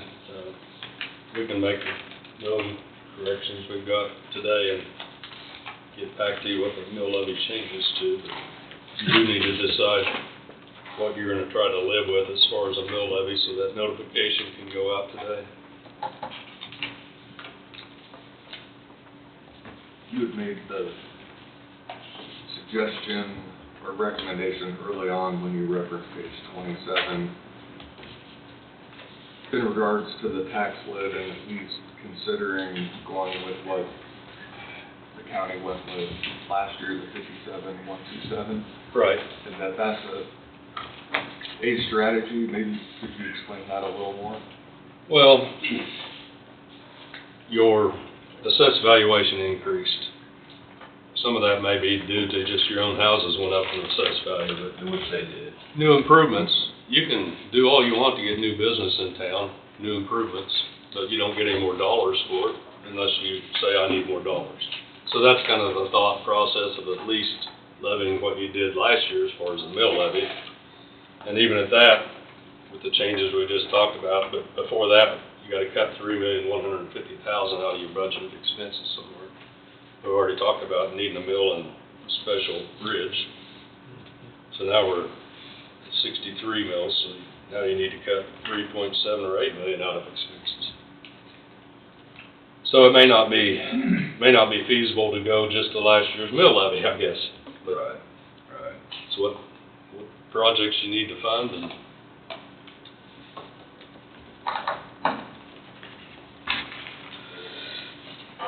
Something we gotta go to the chopping block.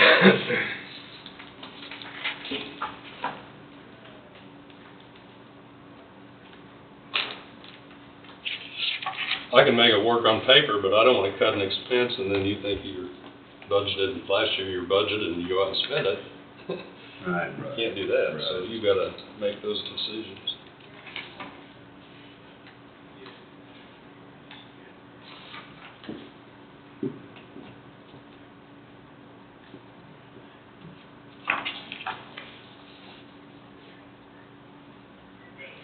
I mean, if you wanted to, number one, you gotta get by this deadline today, so if you wanted to throw out that I want to levy 63.135 mills, do the notification to county clerk, that's what's gonna go out to in the notification to taxpayers.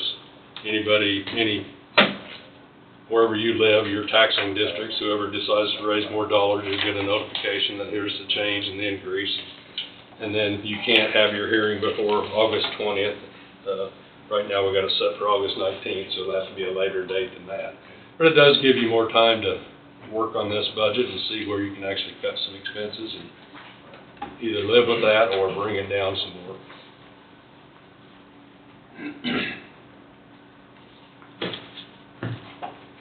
So we could go the 63.135 today and then, So I think we can definitely get there, and then hopefully maybe you can get further than that before we're all set it up. right, Even with the 63,135, we're gonna have to cut $1.5 million out. Is that what you said? Right. Depends on what you want to get down to. if you wanna get down to last year's mill levy, you'd be, about $3,700,000.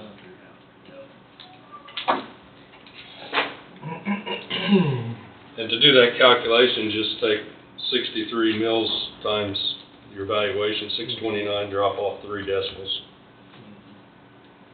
At 62, it's levying 39,096,000. A year ago, it was 35 million. So right now, you're up about 4 million on taxes levied at 62. We need to stick in there one for special bridge just to be safe, and then figure out if there's other areas you can cut back from. And you have to keep in mind, you know, we budget beginning cash, new money coming in, we budget to expend everything. So, you know, if you can't live within those budgeted numbers, we won't have any cash carryover either. So we have to kind of over budget in order to have cash carryover. Doesn't sound good, but Mark's not going to print that. Yeah, to have some cushion. Yeah. The average residency in Bucktown, what was that? 11%. 7 to 11%. Yes. So you got that increase, now you got another 5%, 5 million. $100,000 house is valued at 11.5%. That's 11,500. So that's $11.50 on a mill if you have a $100,000 house. So if you're going up 5 mills, that's $55-$60.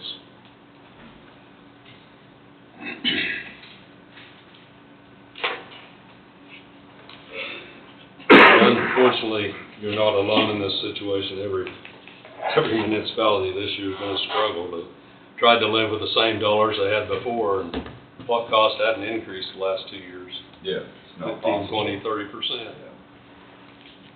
So you have got services, got purchases, and string it out, and hopefully it'll go back down in price, but it never does. Seems to go down a lot slower than it went up. Oh, yeah.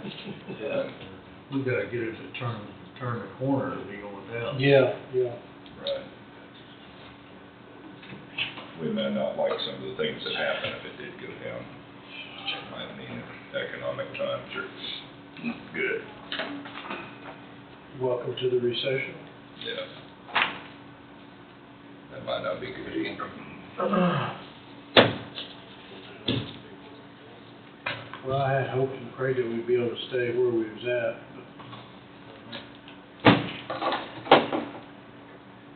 I didn't get to fish through a lot of the budgets, but then the ones I heard there on YouTube one day was, 3 to 4% increase. Tried to, most all of them stayed within what we would I mean, expect. other than the obvious, Yeah. road and bridge, special bridge, Everything- equipment, everything's really in line with. Yeah, that's what concerns me, is I'm not sure we can easily fight that much.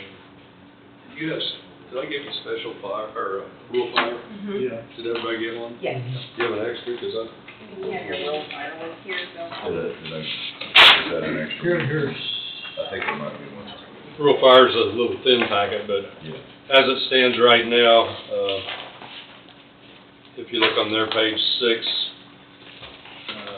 their revenue neutral rate's 1.704 to fund what they had for expenditures. It takes 1.877, so they would be levying total tax levy $1,184,000. Last year's $1,074,000, so they're up $110,000 as it stands here, unless you cut that back. So they would have to do the notification process too, which is in that packet. The next page shows the notification to the county clerk that we leave it at 1.877 mils. We gotta get that date of the hearing changed. It can't be before August 20th.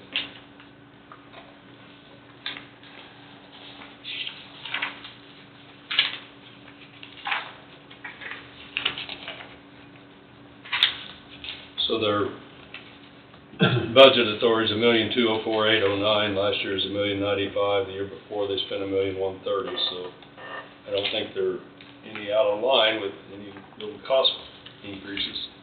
They're budgeting $1,204,000. 2 years ago, it took them $1,130,000. That's only $75,000 more.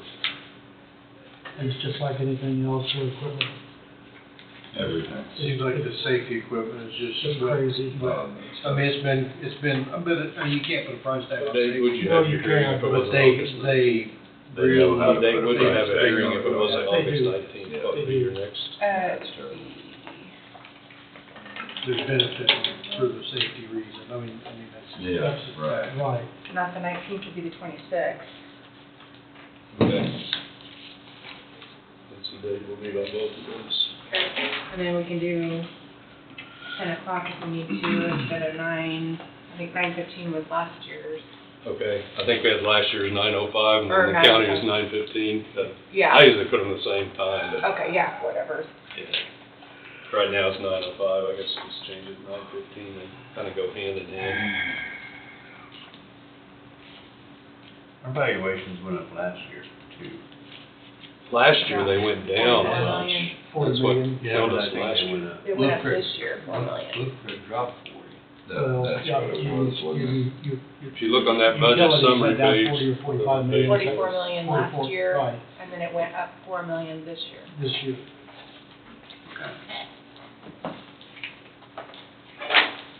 See, I thought we exceeded revenue neutral rate last year because of valuation. I was wrong. Yeah, we were above the revenue neutral last year. Yeah. We If you did. look on page 27, I don't know how much by. that 27 is that budget hearing page. Down at the bottom, just right ahead of the rural fire district, number 1 numbers. You see the assessed valuation a couple years ago, $651 million, and last year it dropped to $614, which presented a bunch of problems. And now it's up to $629, so it seems back up a little bit, but it's still not where it was back in '23. Okay. Yeah, if we had a $651 million valuation, we could, levies would look like they went down. Make it Yeah. work. That's why we So, exceeded revenue neutral rate last year, Yeah. because valuations went down. Yes, basically, that's our issue is, Does it stay as said? Without it being what it was in '23, we still have that shortfall, which makes us need to bump again. yeah, it's really, Okay, I see payments come through for this asphalt stuff. Why is asphalt going through general? We got that 2 million levy, why is that not road and bridge? They set that up years ago, I think, to keep the road and bridge mill levy from going up Okay. more. And then they set up an equipment line or department. As a capital outlay, you're fine, you're fine. Okay, so we're adding 3 mils to the budget for asphalt. Okay. Give or take, yes. And yeah, asphalt is not getting, there's nothing getting. yeah, Wages nor utilities out of nor. control. Even in my world, concrete, like, you cannot, some of the prices.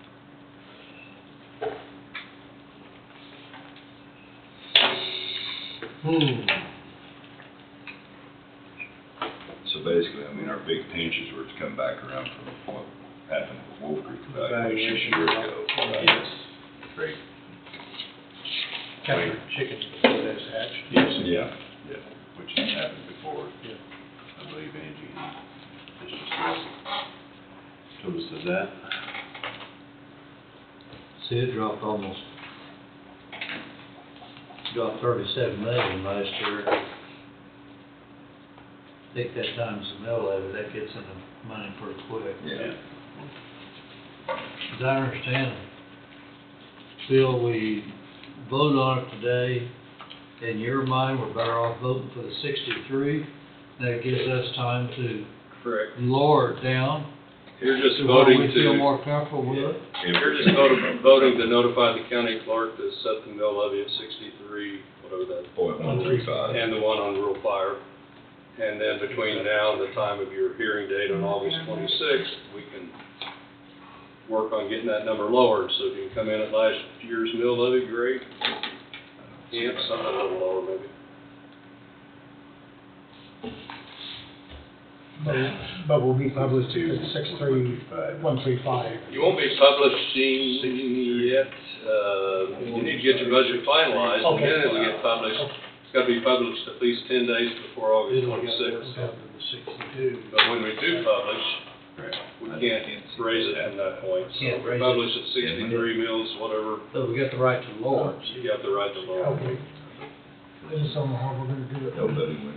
So, yeah, I guess we could go ahead and do the notification to the county clerk, do the publishing, and go ahead and do that, and still work on bringing I it do it down. up, publish it until we get it down to the level, That I have. the lowest level we possibly can. Probably the best way to do it. The money's for the. I'm not sure Sure. where that's So gonna right now, come we from, won't Tom. publish anything in the They paper. won't, they won't raise it. You I'm won't, not sure where that's gonna come from. I don't Big either. cut, Yeah, that's my problem. as of right now, today, you won't publish it in the paper. You might want to try and lower it if you can't, and you publish it and still try to do what you can.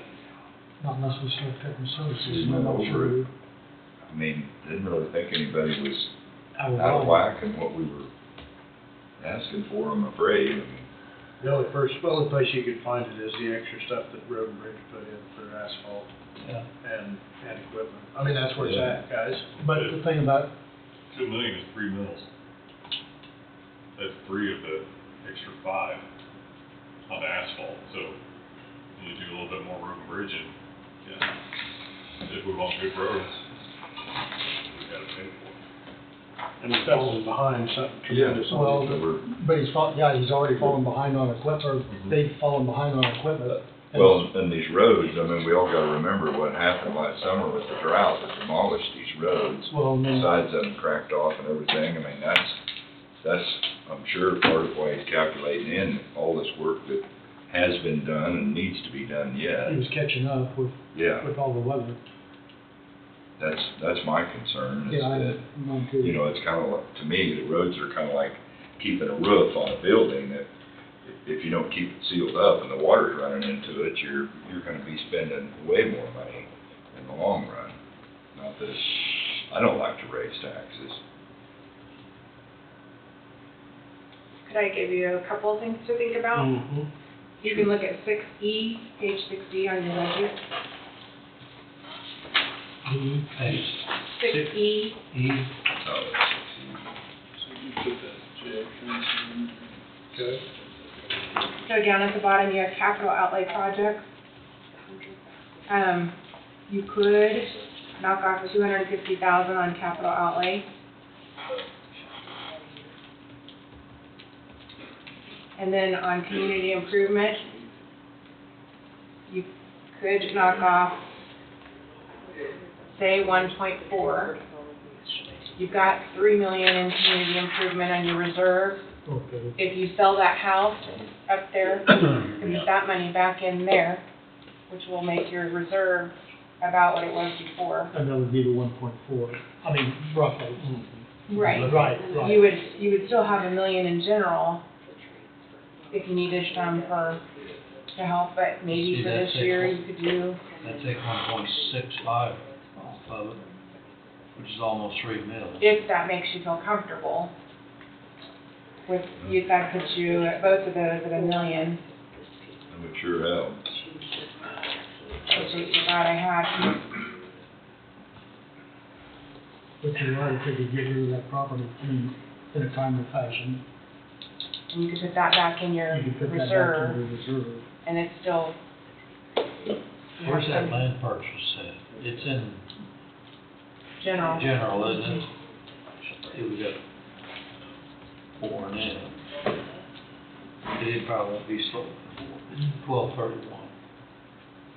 Nothing moves fast in That's government. 18 months away. Yeah. So I wouldn't even see the house maybe being, that's the house property that's been sold by then. Oh, no, I know, I was just I mean, it'd be great to think, it'd be great. Yeah, to it'd be think nice that if we would- could. But, I mean, you just gotta be realistic. You're talking about 1.4 there and then 250. So you're looking at 1650. Yeah. No, 1.6. 1.6. Yeah, 165. Yeah, 165. See, Okay, we put $100,000 transfer from general to, what was it?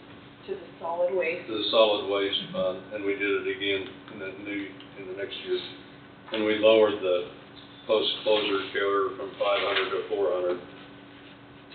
So that's kind of a wash. But then when we put the debt payment in for the jail, and we made the interest income change, and we've not added the approximately 1 mil or just shy of a mil for special bridge, and we're 63.47. 63.47. And we're talking about close to another mil on the jail, maybe 3/4 of a mil, get the money up where it was. Now, what were you just talking about? I missed that whole conversation. You said it's page 6E. you were talking- 6E, if they felt comfortable lowering capital outlay down 250,000 to just $1 million, and then community improvement, maybe just at $1 million also, so you knock up 1.4 off of that. On both years or 1 year? Just the 1 year on each. I don't know what it would do on both years. Annually? Yeah, If you community improvement. knock the capital outlay down, how much? Just to $1 million, 250, yeah, take it down. Make it $1 million? and then same with, Both years? I don't know. I mean, because we're gonna Well- probably transfer money out at the end of this year. I'd say leave it for 24, just take it out at 25, and then you say community improvement knocks down how much? To $1 million also, What was that? To $1 million in place, to $1 million. 135. in place of 2,470,000? Okay. Do that at 25. I think it's 63. So it'd be 1.47, would be, You're gonna knock so, off. yeah. But as Richard said, you guys are gonna also issue another round of debt at the end of this year. Payments You'll come have- due It's on March. 27. September, so that's another 550, 600 in the first year, and then the next year it's gonna be more.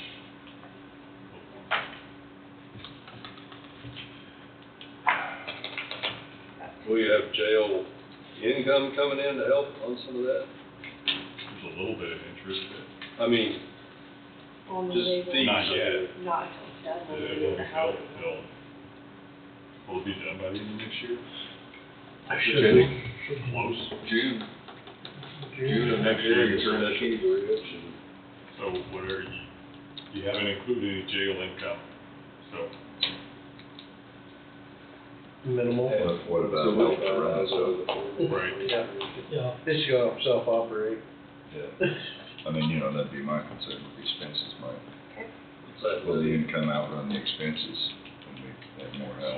2,105,000. The Lynn County Jail, we were told last year, when they had a full year of operating at capacity, somewhere in the neighborhood of $1.5 million, and that's for housing inmates from other counties. What was the expense?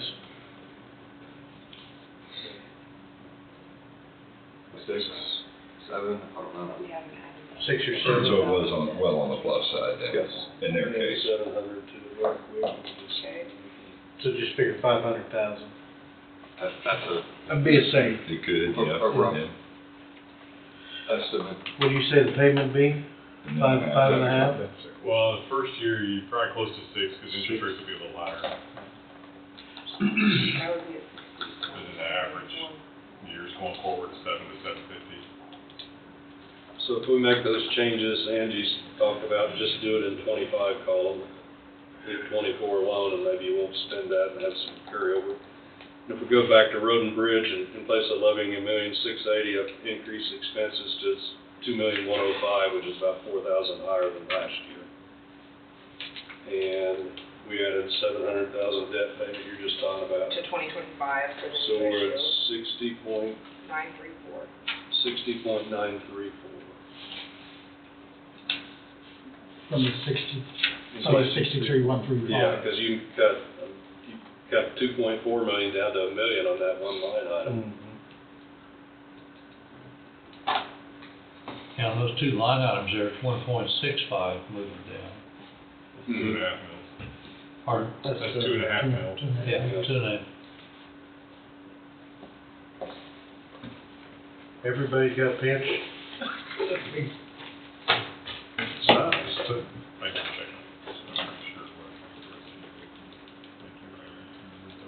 what. I'd get it down to Do you feel comfortable with that? You've seen it more than anybody around here, so Yeah. speak up and forever. Well, I mean, It makes typically sense. those two lines, Yeah, you know, we use to help with reserve, and it's, I mean, what is community, so what, equipment reserve is 2.5 right now. What did you say?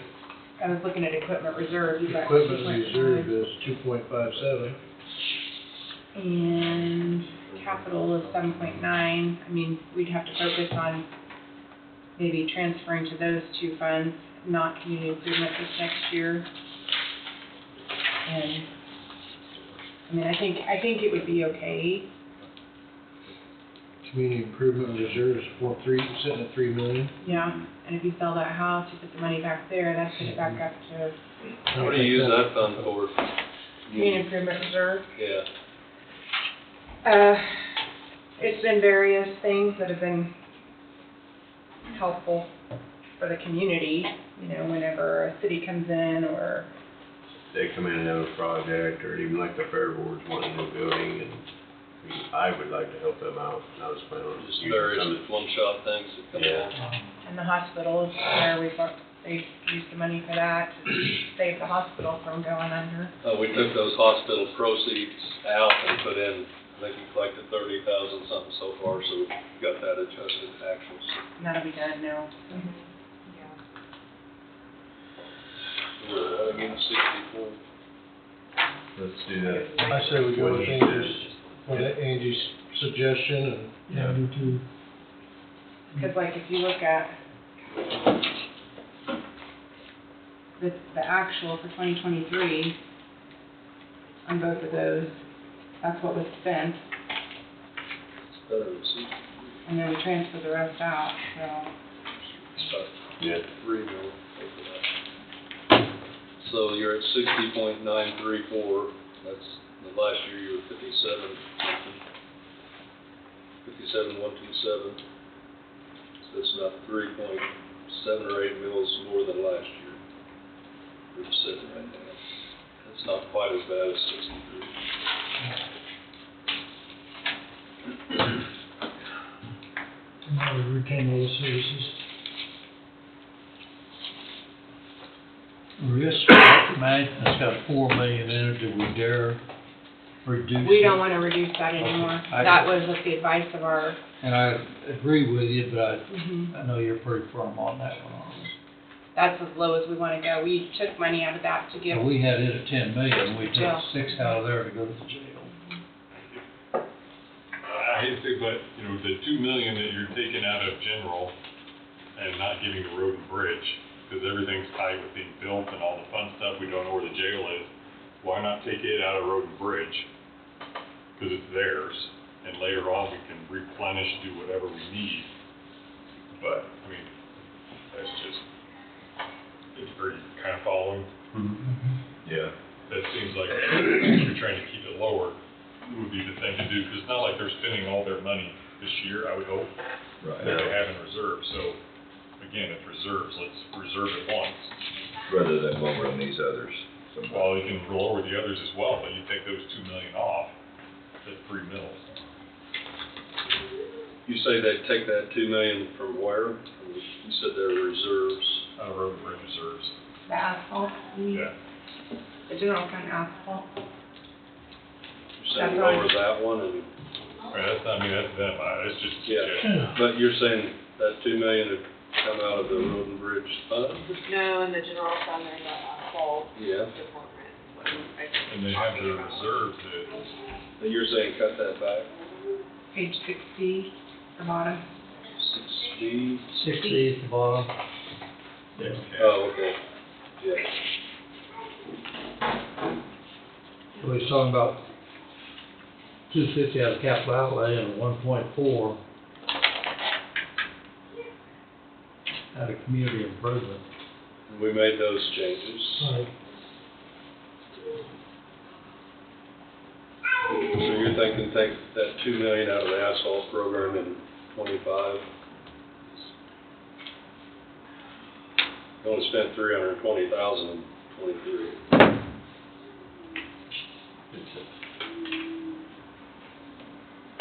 I mean, I don't know, usually, I'm thinking out loud now, but I'm just thinking maybe we ought to do what Phil suggested and pass that and talk to Ryan a little bit before we go. Yeah. Before we send Ryan Yeah, out, reach out to him. Leo and Brian talk. yeah, Yes, There's no question on that. yeah, and make sure we're not forgetting We something. don't wanna overstep our boundaries. So. correct.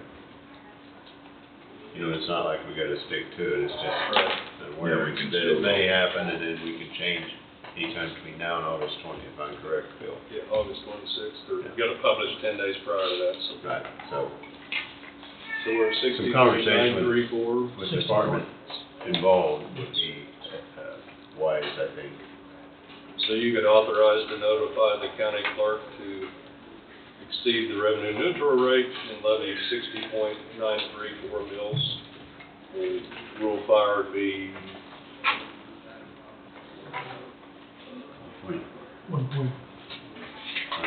1.877 mills. Yes.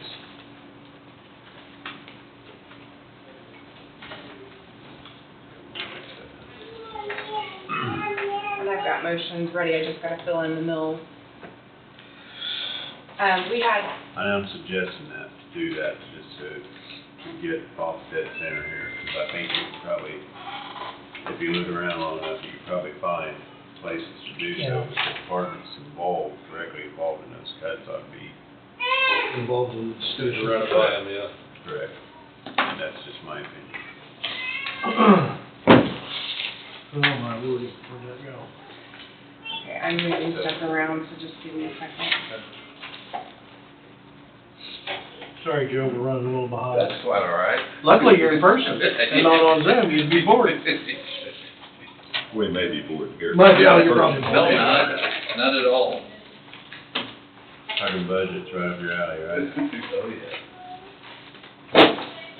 The reason we had 9:05 and 9:15 is because we went into public hearing for fire, and then we went into public hearing for the county. Can we do both, or not? Everywhere else I put them the same time. Okay. You just We'll just leave go it. one or the other, doesn't matter which one you do first. Roll on through it. Yeah, so we can change the fire tonight. Yeah.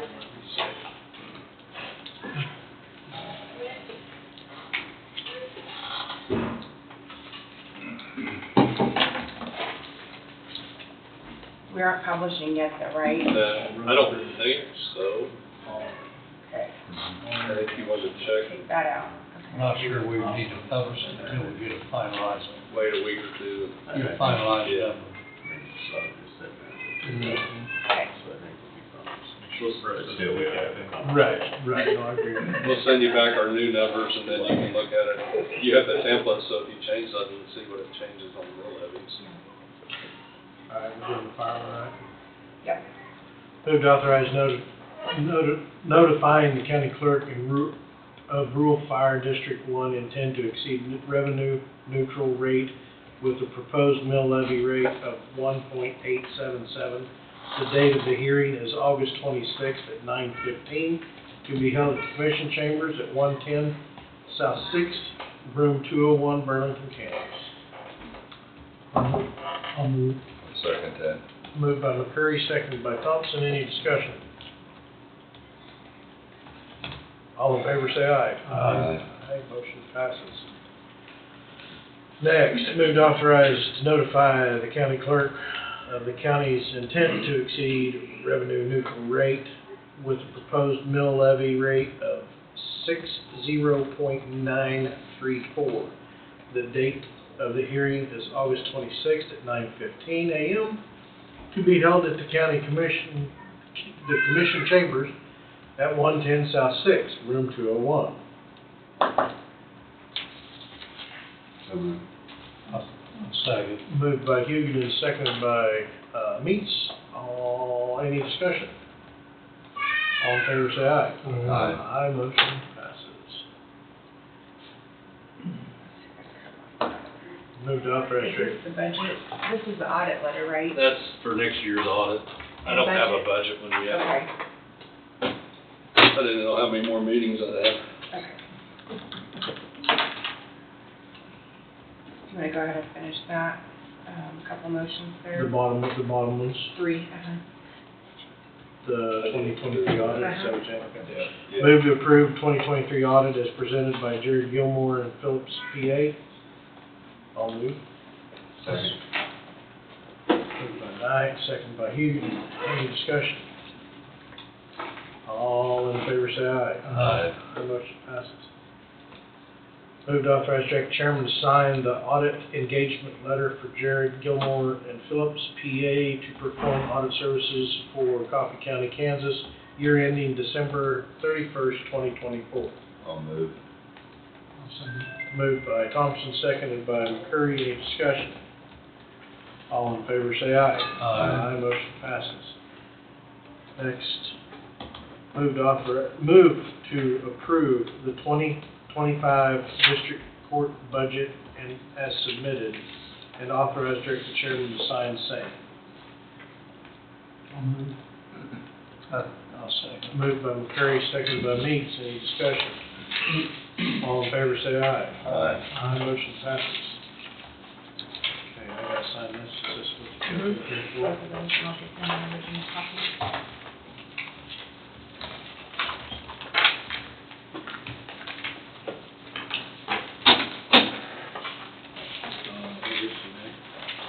Wait a second.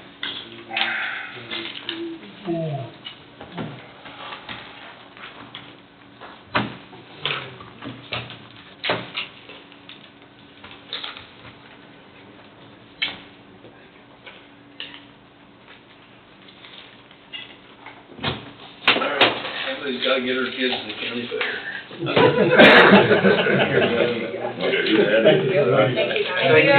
Thank you. Thank you. Thank you. Is there another signature page for me? Sorry, Joe. I'm on. Thank you. How you doing? I'm here. I'm good. It's good to see you. Yeah.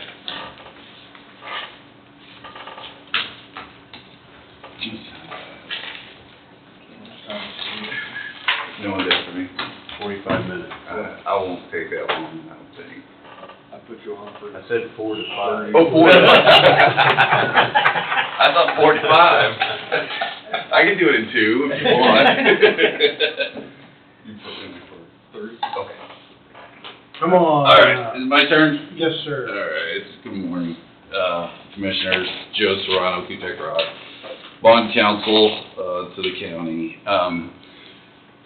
I'm here before you, I was here on June 17th, it's kind of the reset of that discussion, and this is related to the secure semiconductor manufacturing, CID, general obligation bonds. And I wanted just to real quickly touch base on what we're doing today. But I want to reset the discussion. When we created this community improvement district up by the airport, we levy special assessments, and the special assessments that will be payable by SSM will pay off the bonds that we are structuring. And there are 2 series of bonds. There's a 2024 A bond and a 2024 B bond. The 2024 A bond is for $2 million, and the 2024 B bond is for $1.5 million. The reason why we structured it this way was because there could be some tax credits from the federal government that could pay off that B bond early. So that's kind of what we've done in the past. On the June 17th, when I was down here, I provided resolutions authorizing the issuance of these bonds. And one comment that was made was from Commissioner Thompson about the county administrator, or I think it was county manager or county administrator. That has since been removed, but everything else is virtually the same. But for the date, we had it dated June 17th, now it's going to be dated June 22nd. I did not provide this to your packet because, quite honestly, we were scrambling. We got notice of this, like, we need to get before the commissioners on Monday, and I think we got notice on Wednesday, so we're doing quite a bit of work just to try to get this in a situation, because as I'll talk about, there are other documents that go along with this. The first, well, as I mentioned, there's a resolution dealing with 2024A for $2 million, and that's just prescribing the bond and telling us, hey, listen, there will be monies that will come in, they'll have to be allocated to pay off the debt.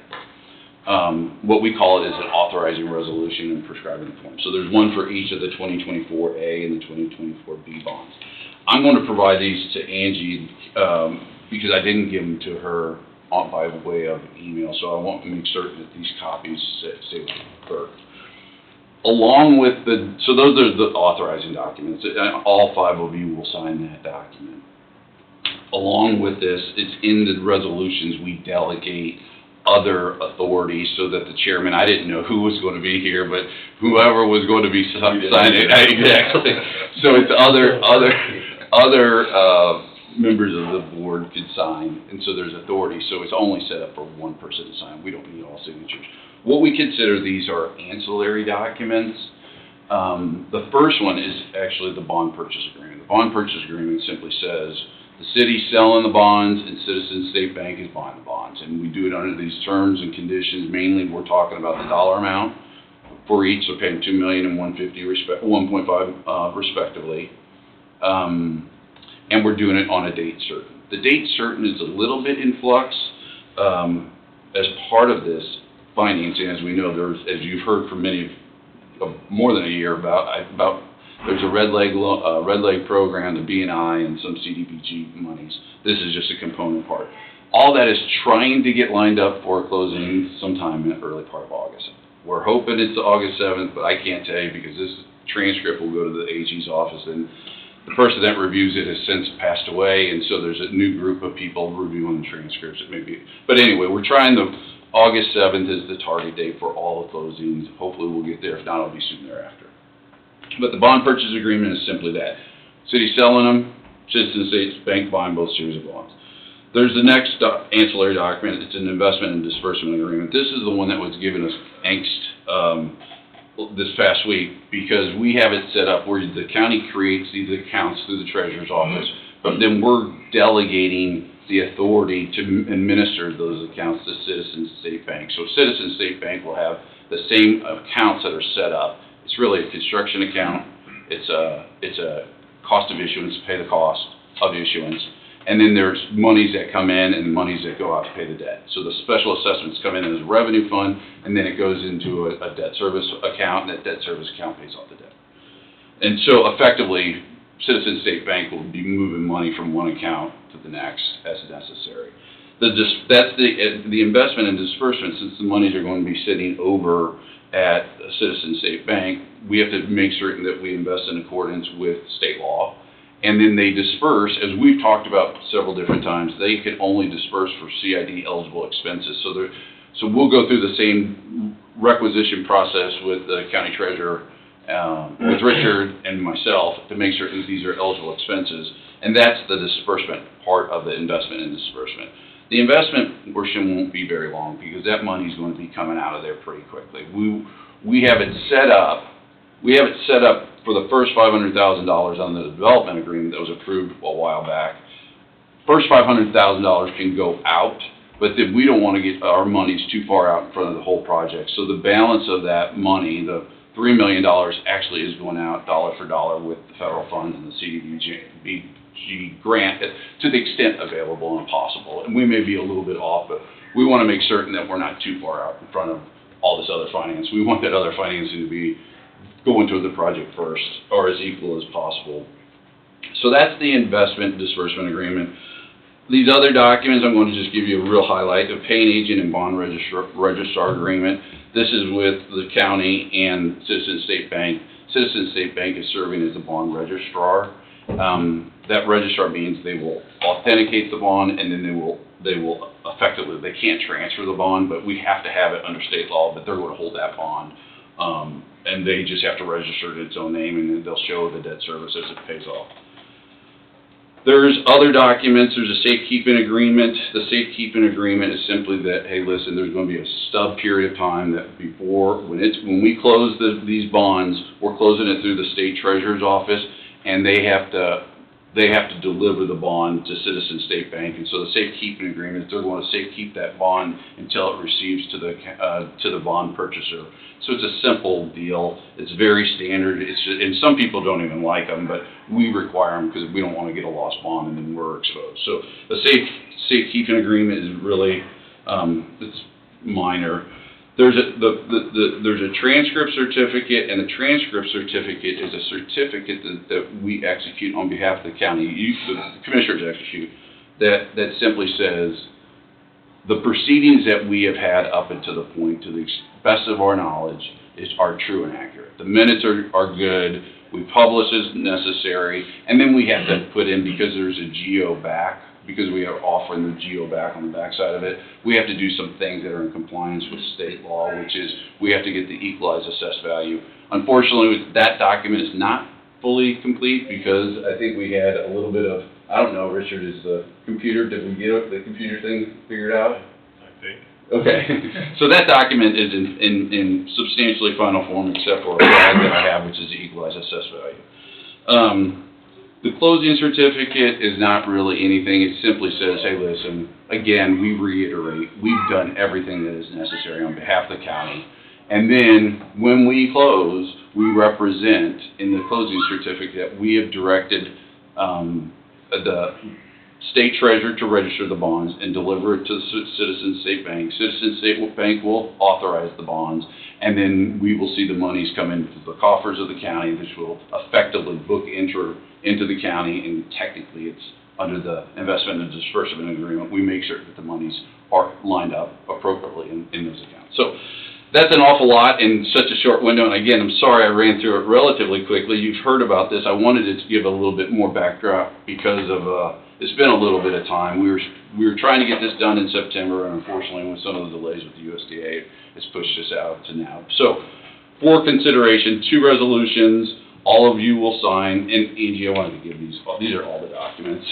These are the signature pages, but these are the documents for the county record. Okay. Okay. So it's 2 resolutions, bond purchase agreement, investment disbursement, paying agent, transcript certificate, closing certificate, safekeeping agreement, and then 2 series of bonds that will, Angie, we just need the county clerk's signature on that. Happy to answer any questions you may have. We've already done the motions for these, haven't we? Well, I think what I would like is, can you motion to adopt resolution number 2024A, whatever the number is going to be approved in a Do we motion? need a new number?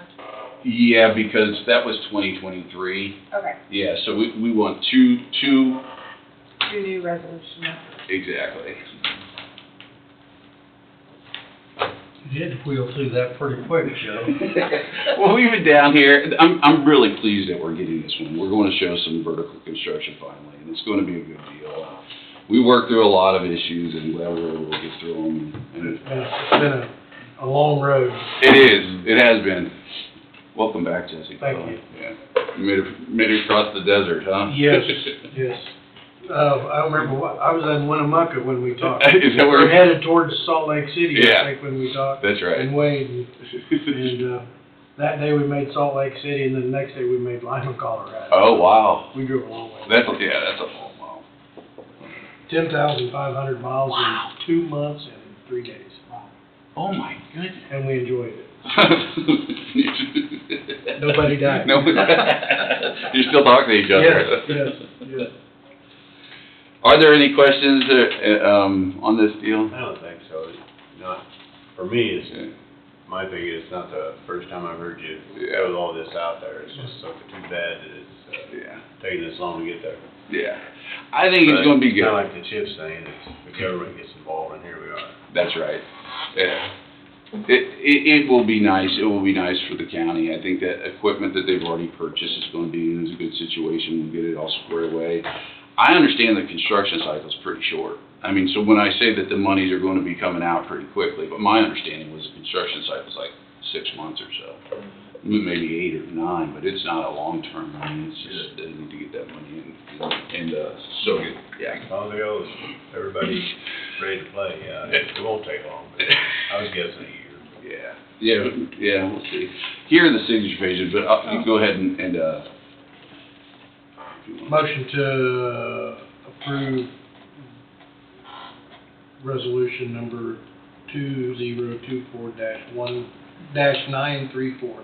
A resolution authorizing the issuance and delivering of $2 million principal amount of taxable community investment district general obligation bond series 2024A of Coffee County, Kansas, authorize and approve the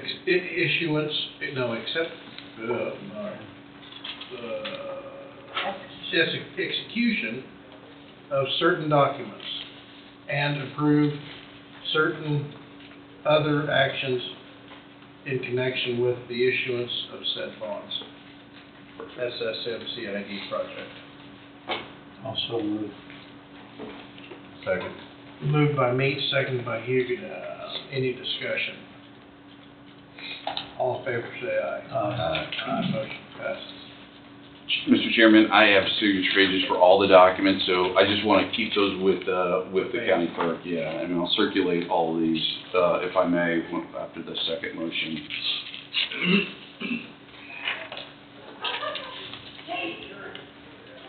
Okay, next motion, move resolution number 2024-935.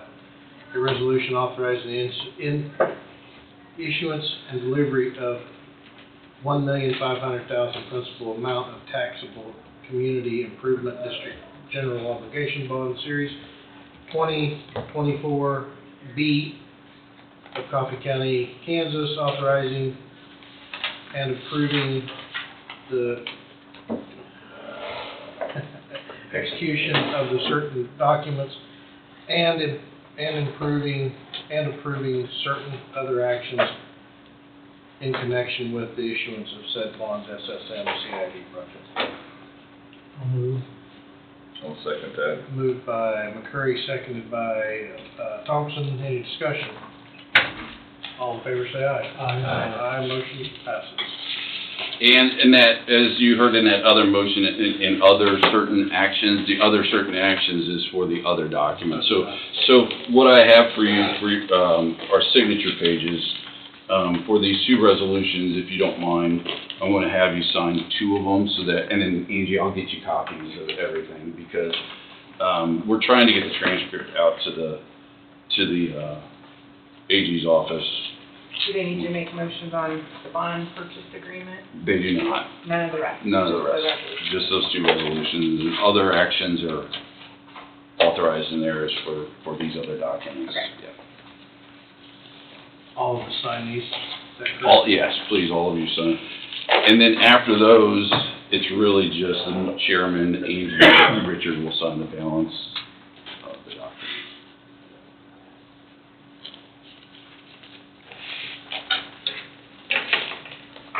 I'm not planning on going anywhere. Good. For the next 5 years. I've been grounded.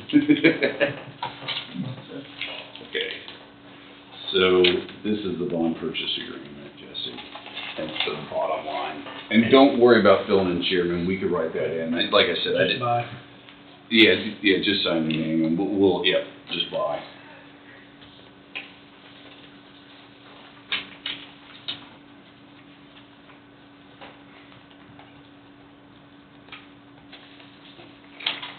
And this is the investment disbursement agreement. Again, I kept it open, so all of them are open like the same.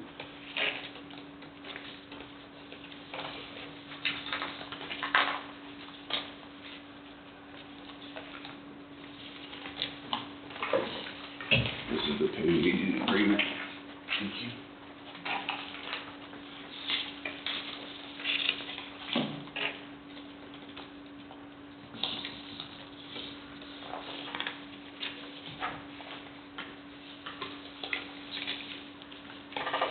It's like check signing day.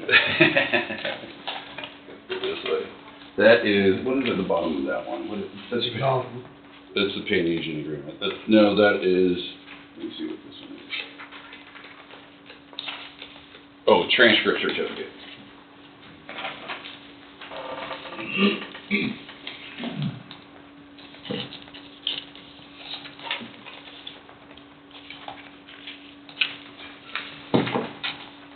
You guys have a busy day, or are you done this afternoon? Tom's gotta leave at noon, I think, and I don't know what we've got. We've got some signatures here we gotta get. I think we still got the jail.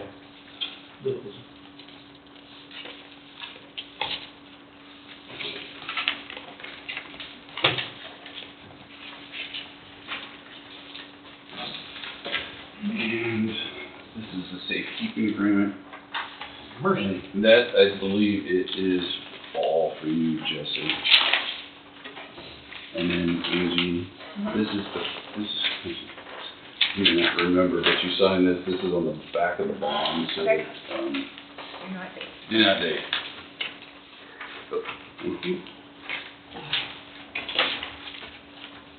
And then Richard, this is just show that we will receive $2 million in one. We're not going to date this until the monies come in, and I won't release it until you give me authority to release that. You want to give it a seal on? Yes, please. These are all signed for you, Jim. Oh, wonderful. Except Angie. Thank you so much.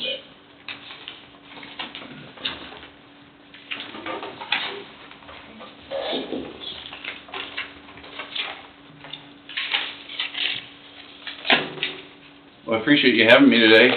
I'll be back, I think, for the jail and maybe some other things. Welcome anytime. All right, As long as you don't send us a bill. Well, We really like seeing you on Wednesday. I mean, we have the amphitheater still kind of kicking around. I don't know, I think the state, we received notice on Friday that, the state did approve the financing, the Starvon financing, so we're gonna be working through some of that right now. I don't know. That don't mean it's 100% because they gotta do the feasibility study. If that doesn't come back positive, then it doesn't happen, am I correct? Exactly. Yes. That's exactly right. The feasibility study will be performed. That's what the notice was from, Correct. from the state that we received through Polsinelli, the Developers Council, is that they approved it so that they can do the feasibility study. So we'll be back at a later time on that.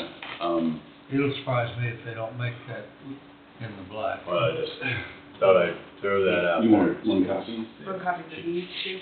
No, you can have those. Okay. You can have those, yes, please. Or you could take copies of those too, all of these. Okay. Yeah. Thought I'd throw that out there. It's not a for sure deal until the feasibility study is done. Absolutely.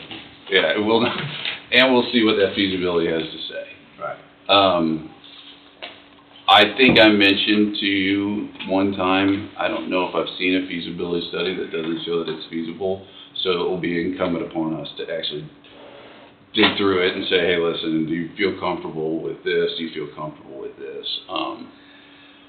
We've been reading one, up near Kansas City that it was it had some issues that we needed to work through, and we're still working through those. So, you know, when we get it, of course, I'll be down here and I'll say, okay, here are the sensitive spots, or here are the things that I have questions, can you get comfortable? And so, yeah, it'll be that usually like takes 3 or 4 weeks to get a feasibility study. I don't know who they engaged, so, and then I think we'll be down here in October for the jail.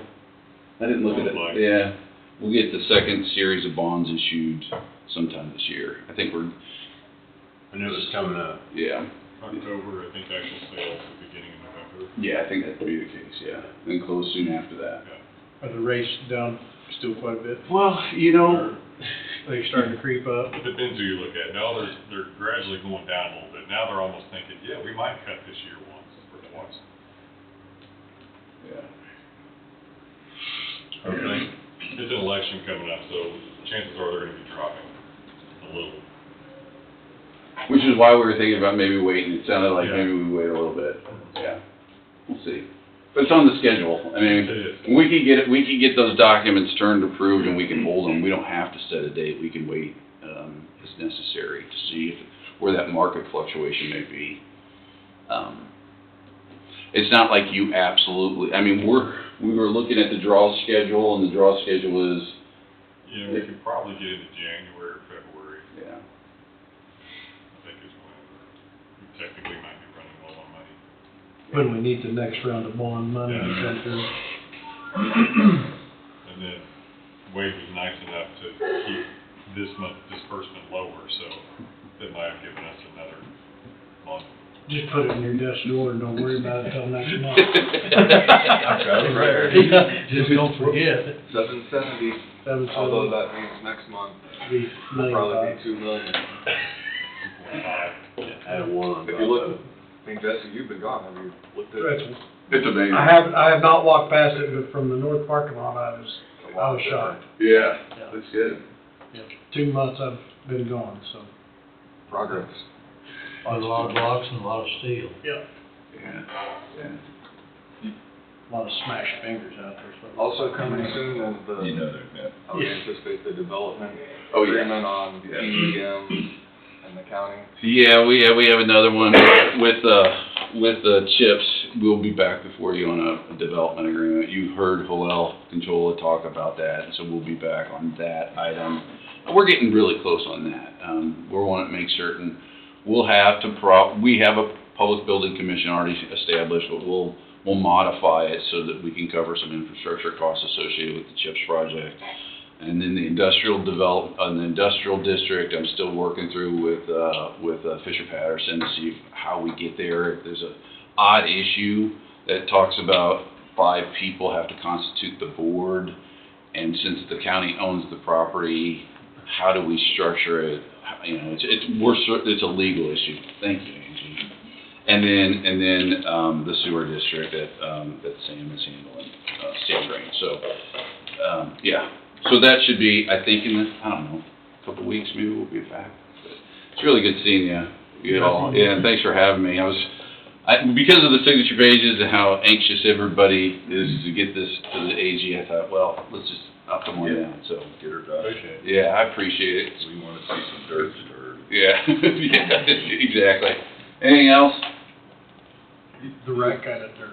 Yeah, yeah. You mentioned one resolution for the PBC, maybe going backwards in time, just so it's on everybody's head, is there was a resolution that dealt with up to a 30% tax abatement? Oh, yeah. So the tax, thank you for bringing that up. We, in January of 2023, for the CHIPS project, we have a resolution, we call it a home rule resolution, that says if you qualify under the federal law, and the federal law is actually cited, so if you qualify and you receive monies and you build at that site, that you are eligible to receive up to a 30% rebate of the county's share of property taxes. And I believe there was some question about, what was that all about? And if there's some concern about, do we need to rescind or repeal that? Do we want to keep all of our, do we want 100% of our county share property taxes? So I just want to mention there is a resolution that authorizes it. They have to apply for it. But it's a form of an agreement that's attached to that resolution. And it simply says, if you apply for it, you get it. I mean, the authority was granted in that resolution. They've asked for us to put that into the development agreement.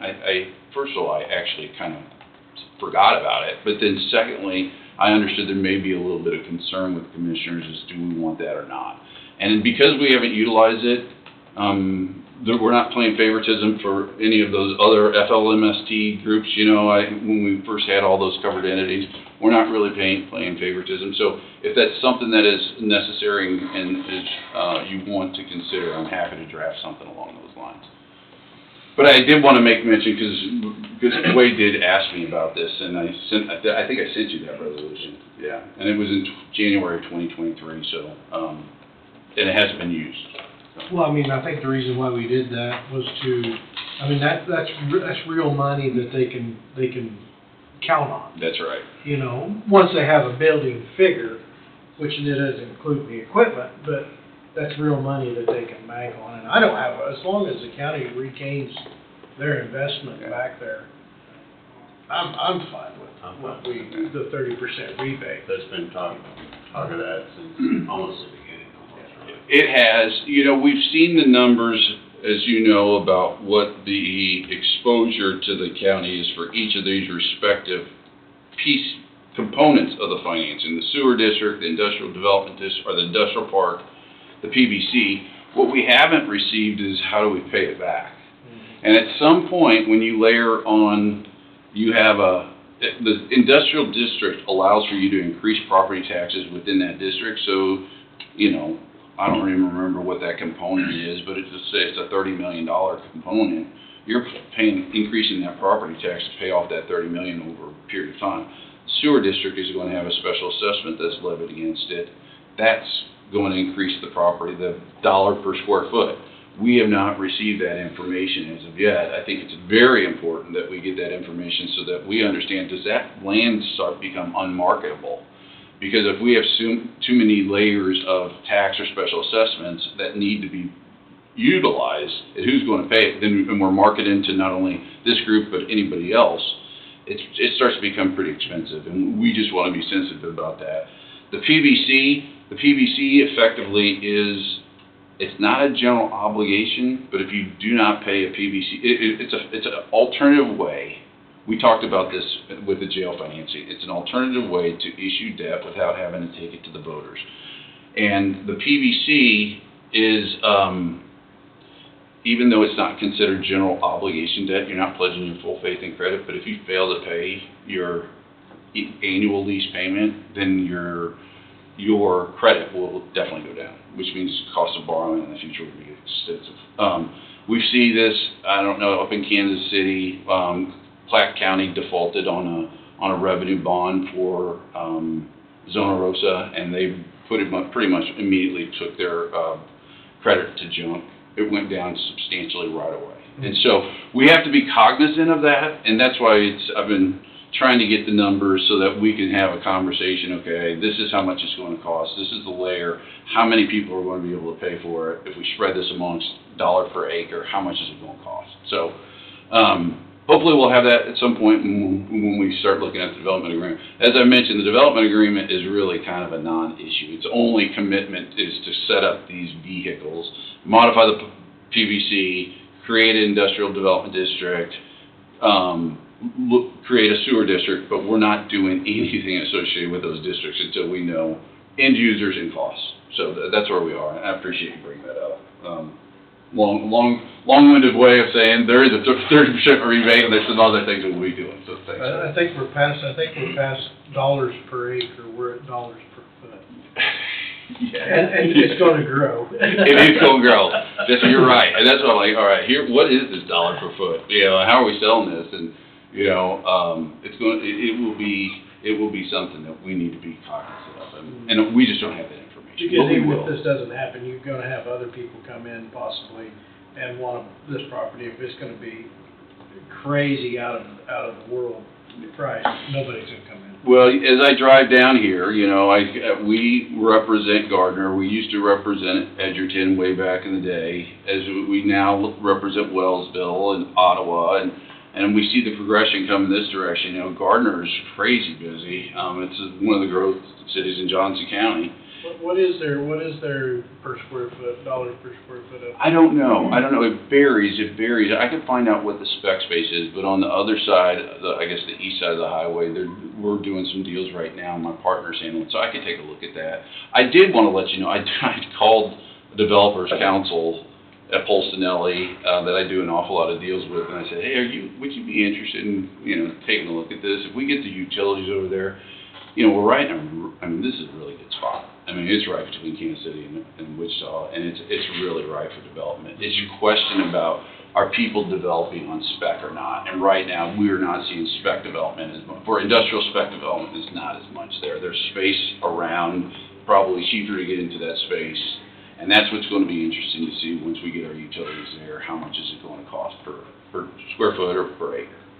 But we're asking. I just wanted to see, you know, as I represent the county, is there some, because there's the one developer does an awful lot, and I wanted to see if he would be interested in looking at it. I think once we get the utilities there, I think he definitely would be interested. I don't represent him, but I'm on the other side of the deal. But it'll be interesting to see what happens. And I really appreciate it.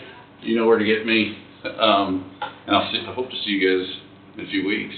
Have a wonderful rest of the summer if I don't see you. soon. Yeah, I know. See you soon. Thank you. All right, see you, gang. I need it. Thanks, Joe. All right. Oh. Well, we're right on time. 11:50. Is it 10 minutes? Is it 10 minutes? I do gotta exit at noon. Yep. I did notice when I was watching YouTube, some of the meetings, and I don't know, I think maybe they've changed the camera position, but can't see I it. couldn't see the screen, but I believe the last time I watched Wade, 2 weeks ago, I think I could see the full It was TV. changed then, was I it? think, but you can't see what's on the TV by no means. You can see the TV.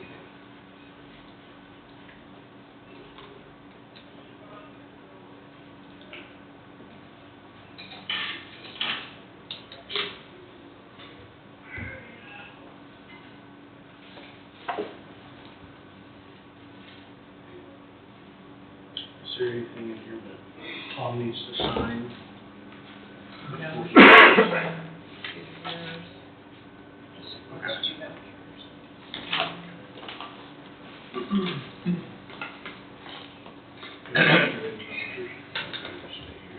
Do it.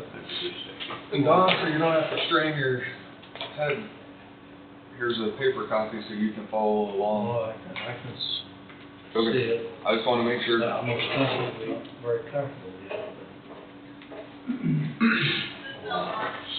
You're fine, Don. Alright, so That's what I had to leave. this will be your motion and certificate payment application number 7 for period ending 6/30. That changed from the last time we've done this. I have been doing dated, but it's actually for the period ending June 30th, and it will be for the amount of $770,774.53.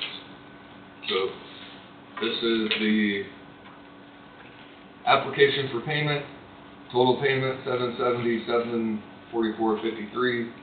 Application number 7, I have it highlighted just for reference as you've watched me do this before. The initial request is tied to Concrete Unlimited.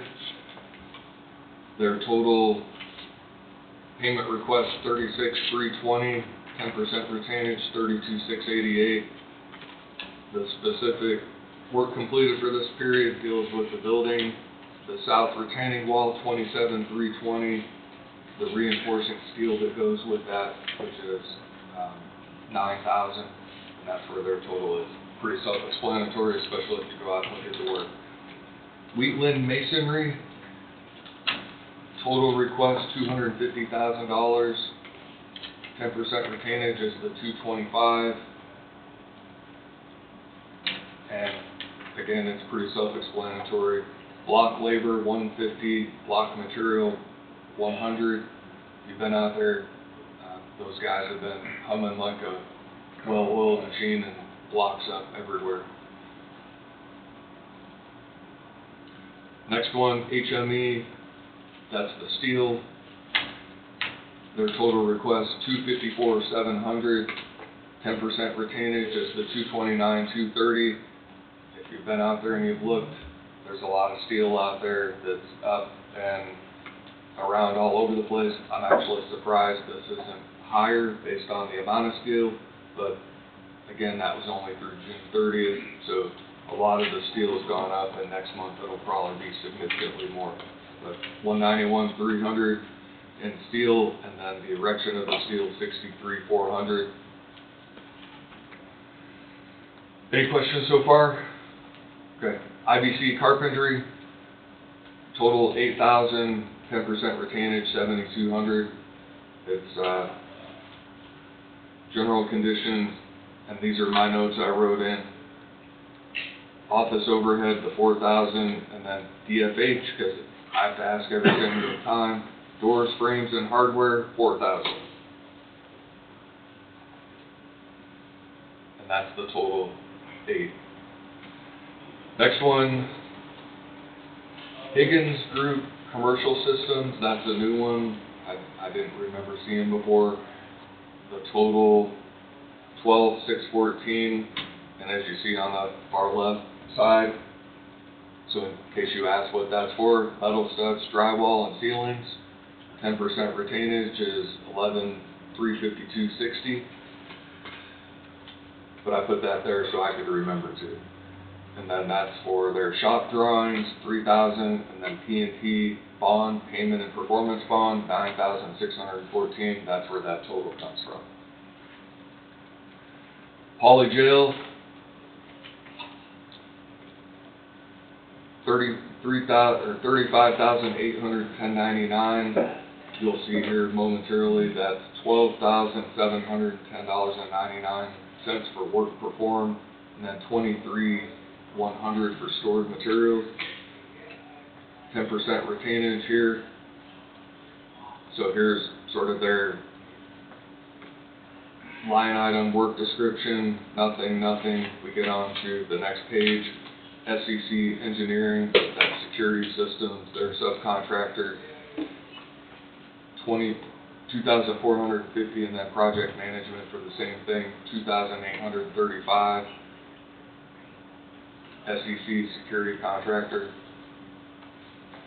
And then you see stored materials, $23,100. Security equipment and servers is the other part. Moving on, the engineering submittals, project management, general conditions, rounds out the rest. See, that's where that total comes from. They still storing that extra material at this time down at the sheriff's? They may be storing it themselves. I mean, you'll see there's a lot. I think this is one that has a lot of pictures with it. So here's this accurate controls, which is the stored materials. And this is stored accurate controls to Poly Jail, their request. And they're responsible, as you can tell right here, for quite a bit of the materials. Security equipment, $725,900. So this is just for part of it. Picture here, they got it stored in a concrete block building someplace. Yes. This is all the stuff that's the picture. Yeah. So these are all the things that they're storing and all the materials that go with that. I don't know how much in a deep dive you want me to get on that. I think it's pretty self-explanatory. McElroy's, $49,300, 10% retainage, $44,370. You'll see for the work completed, sheet metal material, plumbing above grade material, sheet metal labor, HVAC piping labor. That rounds out that total cost that I didn't highlight. Missed that one. Shelley Electric, $63,879.30. 10% retainage is the $57,491.37. Work completed is $38,192.30 plus $25,867 in stored materials. Gets you that total. So this one's a little trickier. The work completed is pretty self-explanatory. You go over $6,000 for fire alarm subcontractor, lighting material, $591.80 power material, $9,072 power labor, $14,561 BIM. The gear, equipment, material, the way that Shelley does this is they add on to what the last month said. So if you look down below, $44,559.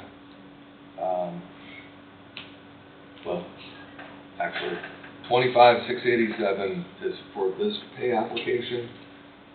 $18,872 has been addressed in the last series of pay applications. So when you add stored material plus labor, you get the $63,879. And I went through and put it here. I mean, we spent what, 25-30 minutes just on this, so I could try to put it in a framework so it could be explained and understood. Sheriff brought this up. This also deals with Shelley, but here you have this is part of the stored materials. They have tax, and then the tax shows up here, so 510 in tax. Within the line item 13, the county was only billed $6,000 to remove that tax, and that's for the fire alarm subcontractor. So when somebody sees this, if they want to file an open records request and get a copy of it, say the county shouldn't have paid the sales tax, they did. It's covered. And then this is the rest of what goes with stored materials. So we went over every single page. Here's a picture of stored materials. It's all in a different building, so they're evidently stored it in their own building. Yep. Very good. So that's all of it. We went over it Thursday night after jury trial was done. So unless there's any questions, I'd ask for the motion. Also move.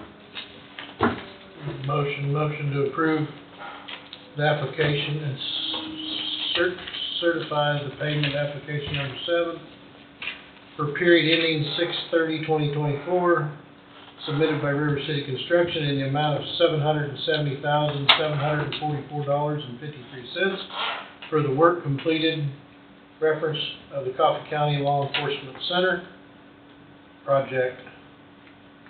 So, He's moved, me seconded. or he moved it. Yeah, he moved, sorry. I'll second it. Meeks moved, Hughenden seconded. All in favor, say aye. Aye.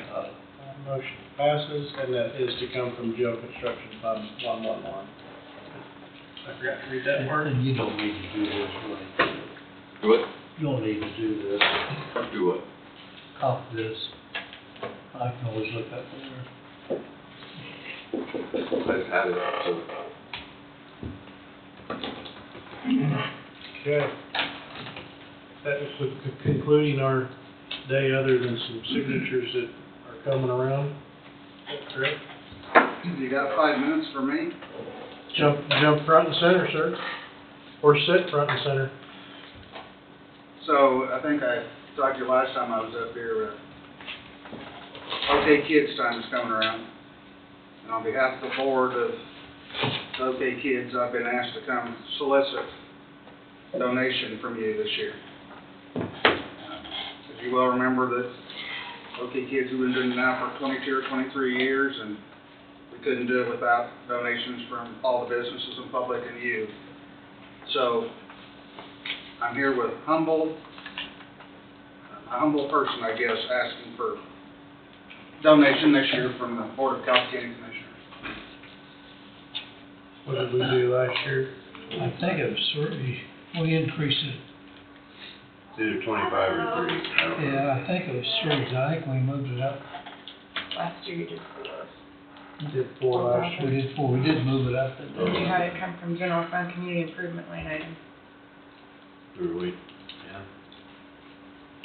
I was at my computer the other day and noticed, Two River check, so Yeah, I figured he was coming. yes, sir.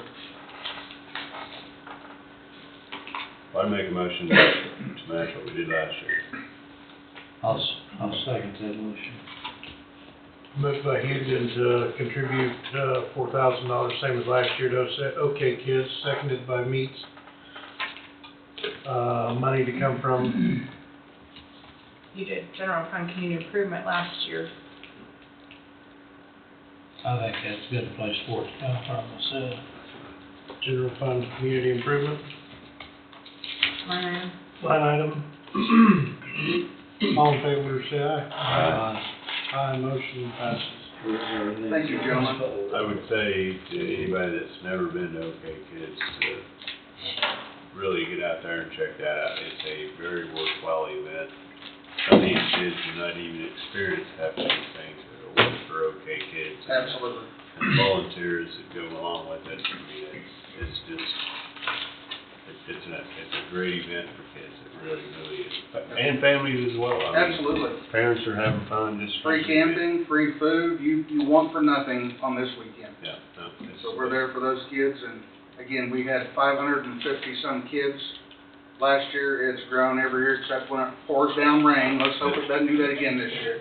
Yeah, I've said it, I'll probably jinx us, but, yeah, it is unbelievable for the kids, projects, and so many events for them to do, the entire day. They can fish, you know, at our fishing derby, and then come over to, Riverside West and just have fun and play all day long. Camp for free with their parents. It's a great, great thing. There's tons of people that show up that are not camping, even in the area. Absolutely. They just show up for the day and the events. I mean, Yeah. just, again, I encourage you to just take a walk through during the day and check it out. It's very worthwhile, you know. That's what I did, is walk through it one day and couldn't believe what was going on out there. Yep, it's Everybody unbelievable. that participates need to be commended for being a part of it. Bunch of smiling kids. Yes, sir. Tom, could you get in touch with my business, please? Absolutely, sir. Yeah. Absolutely. Thank you. Same. Yes, sir. Thank you very much. You want to scribble on that real quick? Hello. It is. Yeah. Here we go. Is that all you have, Sheriff? That's it, sir. I was just up here to back weight up and didn't get him down on our, $770,000 payout. And I thought, well, I was here, might as well talk to you about OK Kids. Get while the getting's good, right? Well, sir, it's just one of those things, Board tells me to do, and I shall do what the board asks.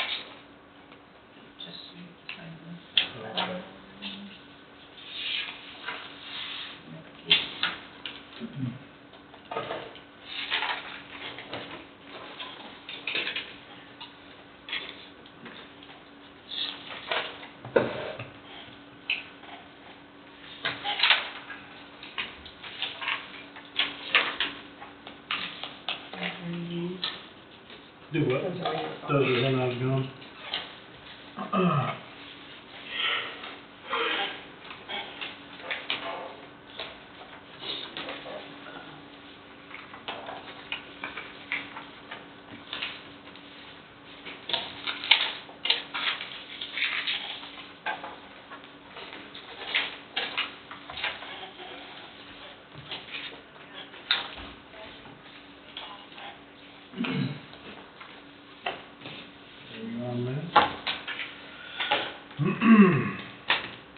We have roundtable. Wade, do you have anything else for roundtable?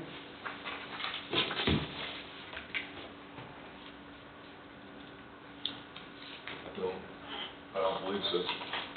How's Marie Bill's situation coming along? I know I heard somebody talking about a water leak Yep. on the west building. Nothing major, just some ceiling tiles, and then the apartment is empty, left in Pretty decent shape. Yeah, it is in sea good wet shape. piping. So has the water leak been addressed? Was it internally? Was it coming from the roof or? Haven't got there yet. I mean, the county doesn't technically. Oh, crap, yeah, that's See, right. It's still in. That's a flat roof. Never mind. I'm It's in jumping the ahead back of end of the schedule. process. Okay, That is a flat roof. yeah. So it appears like it's coming in from the wall. I mean, I assume there's cracks up there probably. And that's just a guess. Yeah, we don't know yet. Nothing major structurally that things can be seen by the naked eye. It looks like there's probably just a leak somewhere, and with the rain, it's collects in an area, and it'll have to be addressed, but I don't think it's anything major. And the apartment was in really good shape. So you said, And so, you weren't here, maybe you saw the views up at one of the parades. I ended up in front of them, and they came up to me and gave me the rest of the keys to the building. Oh, okay. So all the keys to the building, Are you in possession? and they're attached to my so I don't lose them. You don't reason. Yeah, I was running through my Rolodex last night coming home going, where's my keys at? Where did I leave my keys? I thought they were in the door of my pickup that I was driving, but I searched it, driving down the road, and I couldn't find them, so they had to go panic mode of where'd all my keys go, so I found them. 11 o'clock last night. But you found Anyway, Steve, you got any round table? I don't today. Don, I'm in good shape. Wade? Glad No, to sir. have, good to have you back. Thank you. No, sir. Angie? Well, we didn't really talk about it today when we were talking about the budget stuff, but I did get a hold of the fair last Friday again after I'd emailed and texted and everything, and they had told me that there were no construction costs in that number. And so what they were actually requesting was $25,000 for the fair building and $25,000 for the fair appropriation. So I went ahead and sent those numbers on to the auditor. So Yeah. the construction they would come in and request that later. So What's this for? the fair. For- There was questions because they were asking for 50,000, and then there was a 10,000 and a 19,000 number in there, and so they were asking 25,000 for each. Is all. Okay. That But was it an was- increase. It was just for the fair, for the fair. One's for fair building and one's for fair. Roof on that fair building. The old one? Just for the The fair show- in general. Show okay. building. Yeah, Oh, the show building, And okay. then they had another 25 on something else. for appropriations that they use for judging. We normally give them 20 or 25 every year. But this year we had the fair building on top of it. And we will be looking at the other building Yeah, construction, right. for construction. That's right there to the east of the 4-H building. Right, the one that was supposed to be demolished. Yeah. Tore down. It's not in good shape. But anyway, so that was cleared up, but I did just forward those on to the auditor, so they are in the budget. And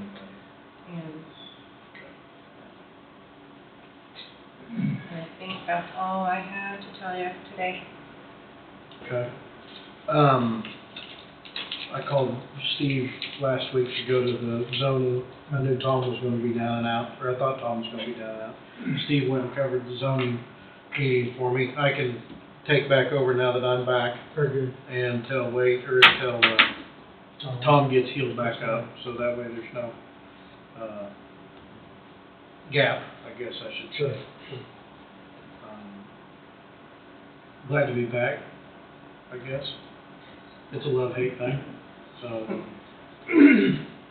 Well, it's not terrible hot. It's not terrible hot. Yeah, we was in Oregon, it was 103 in Oregon, so we started getting acclimated to the heat real quickly, That's it, so. yeah. So, but other than that,